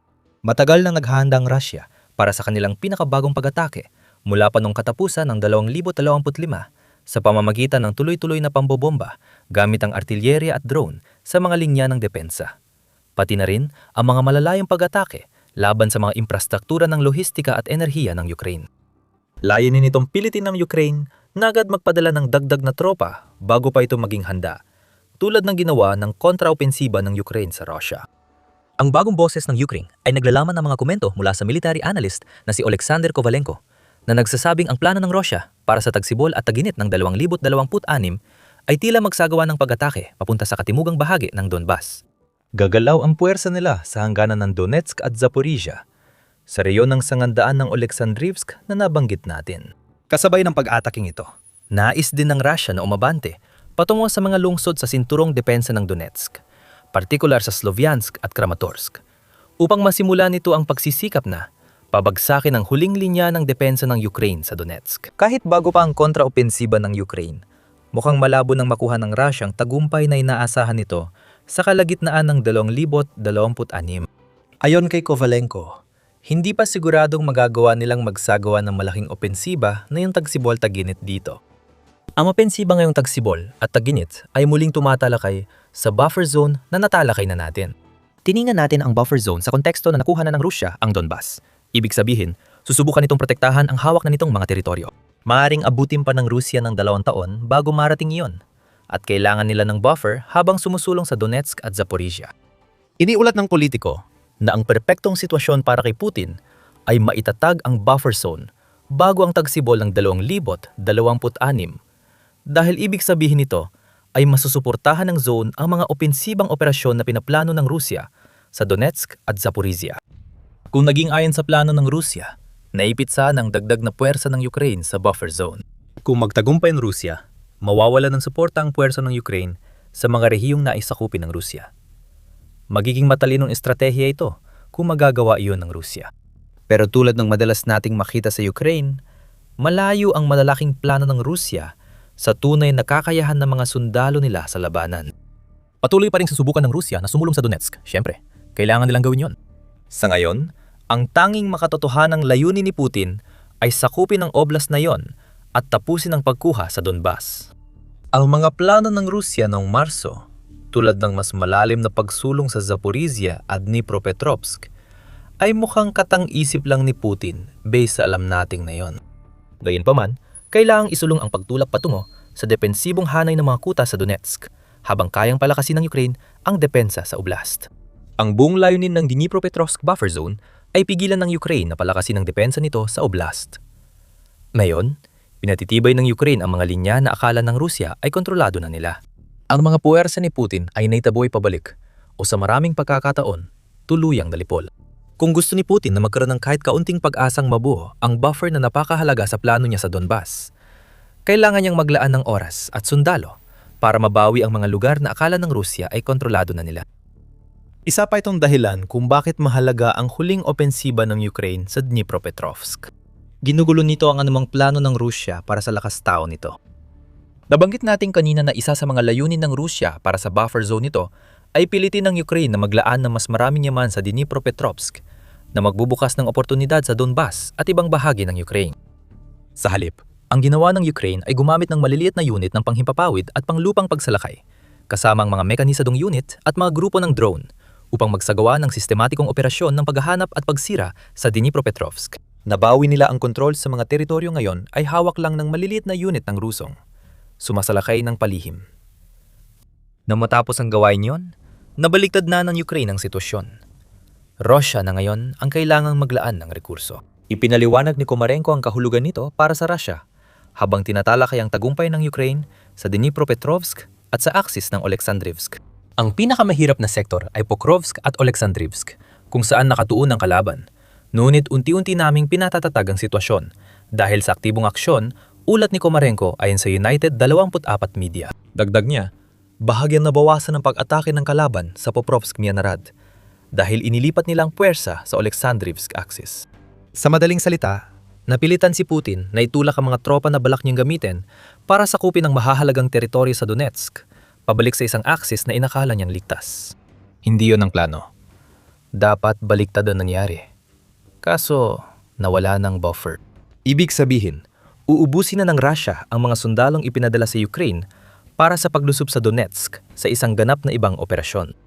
Iyan ang ayaw ni Putin, lalo na't hirap ng Russia maghanap ng tao para sa mga opensiba ngayong tagsibol at taginit. Ayon sa Moscow Times, noong Marso 2, desperado ang Russia na palakasin ng puwersa, kaya nagpapadala na sila ng liham sa magulang ng mga kabataang babae mula gitnang Asya. Nag-aalok ang mga liham na yon ng 26,000 mula Russia, kapalit ng isang taong serbisyo militar para sa mga anak na babae ng mga magulang na yon. At upang lalo pang ipakita ang desperasyon ng Russia, ang mga alok na ito ay ibinibigay sa mga kabataang babae mula sa Asya na kasalukuyang nagsisilbi ng sentensya sa kulungan. Ibig sabihin, partikular na tinatarget ni Putin ang mga nakikita niyang mahina o madaling maimpluwensyahan upang madagdagan pa ang mga taong sasali sa kanyang laban. Ito ang uri ng bagay na hindi kailanman gagawin ng isang bansang malinaw na nananalo sa digmaan. Karaniwan, hindi nagsisilbi ang mga babae sa unahan ng labanan para sa Russia, bagamat nagmobilisa na rin ang bansa ng ilang babaeng sundalo noon bilang mga medical personnel. Kaya ang katotohanan gumagawa ang Russia ng ganitong mga alok sa mga magulang ng mga bilanggo. Huwag kalimutan ay nagpapakita na hindi nila nakukuha ang mga sundalo at support personnel na kailangan nila sa Ukraine. Malamang konektado ito sa mas marami ng sundalong Ruso ang napapatay ng Ukraine kada buwan kaysa sa kayang ma-recruit ng Russia. Kaya nagpasya si Putin na kunin kahit sino para mapanatili ang ilusyon ng kontrol ng Russia. Nabasag ang ilusyon dahil sa kontraopensiba sa Dnipropetrovsk. Maganda ang galaw ng Ukraine dito. Sinamantala nito ang kahinaan ng Russia sa Dnipropetrovsk upang mabawi ang mga teritoryong akala ni Putin ay hawak na niya. Ngayon, kailangang ibalik ni Putin ang mga tropa sa buffer zone na inakala niyang nabuo na niya. Kaya mas maraming kaswalti sa mga nasa unahan at mas kaunting tao sa Donbas. At habang nangyayari ang lahat ng ito, lalong nagiging desperadong Russia sa paghahanap ng mga tauhan, habang ang Ukraine naman ay nagiging nakakakilabot sa pagiging epektibo sa paglipol sa mga tauhan ng Russia. Mukhang magiging palpak para sa Russia ang tagsibol at taginit. Malamang sanay na si Putin dito. Pagkatapos ng lahat, lubos na nabigo ang kanyang mga puwersa, napigilan ng alinman sa mga ito na mangyari. Ang kontraopensiba ng Ukraine ay hindi basta-basta mabilisang manyobra na nagawa nila sa loob lang ng ilang oras. Matagal nang binabawi ng Ukraine ang kanilang mga teritoryo sa loob ng ilang linggo sa isang koordinadong kampanya na nagsimula talaga noong unang bahagi ng Pebrero. Pinag-usapan namin ang simula ng mga nangyayari ngayon sa isang video, kaya panoorin mo ito kung gusto mo pang matuto. At kung magustuhan mo ang video na ito, siguraduhin mag-subscribe sa The Military Show para hindi mo mamiss ang aming pag-uulat tungkol sa digmaan sa Ukraine. At salamat sa panonood.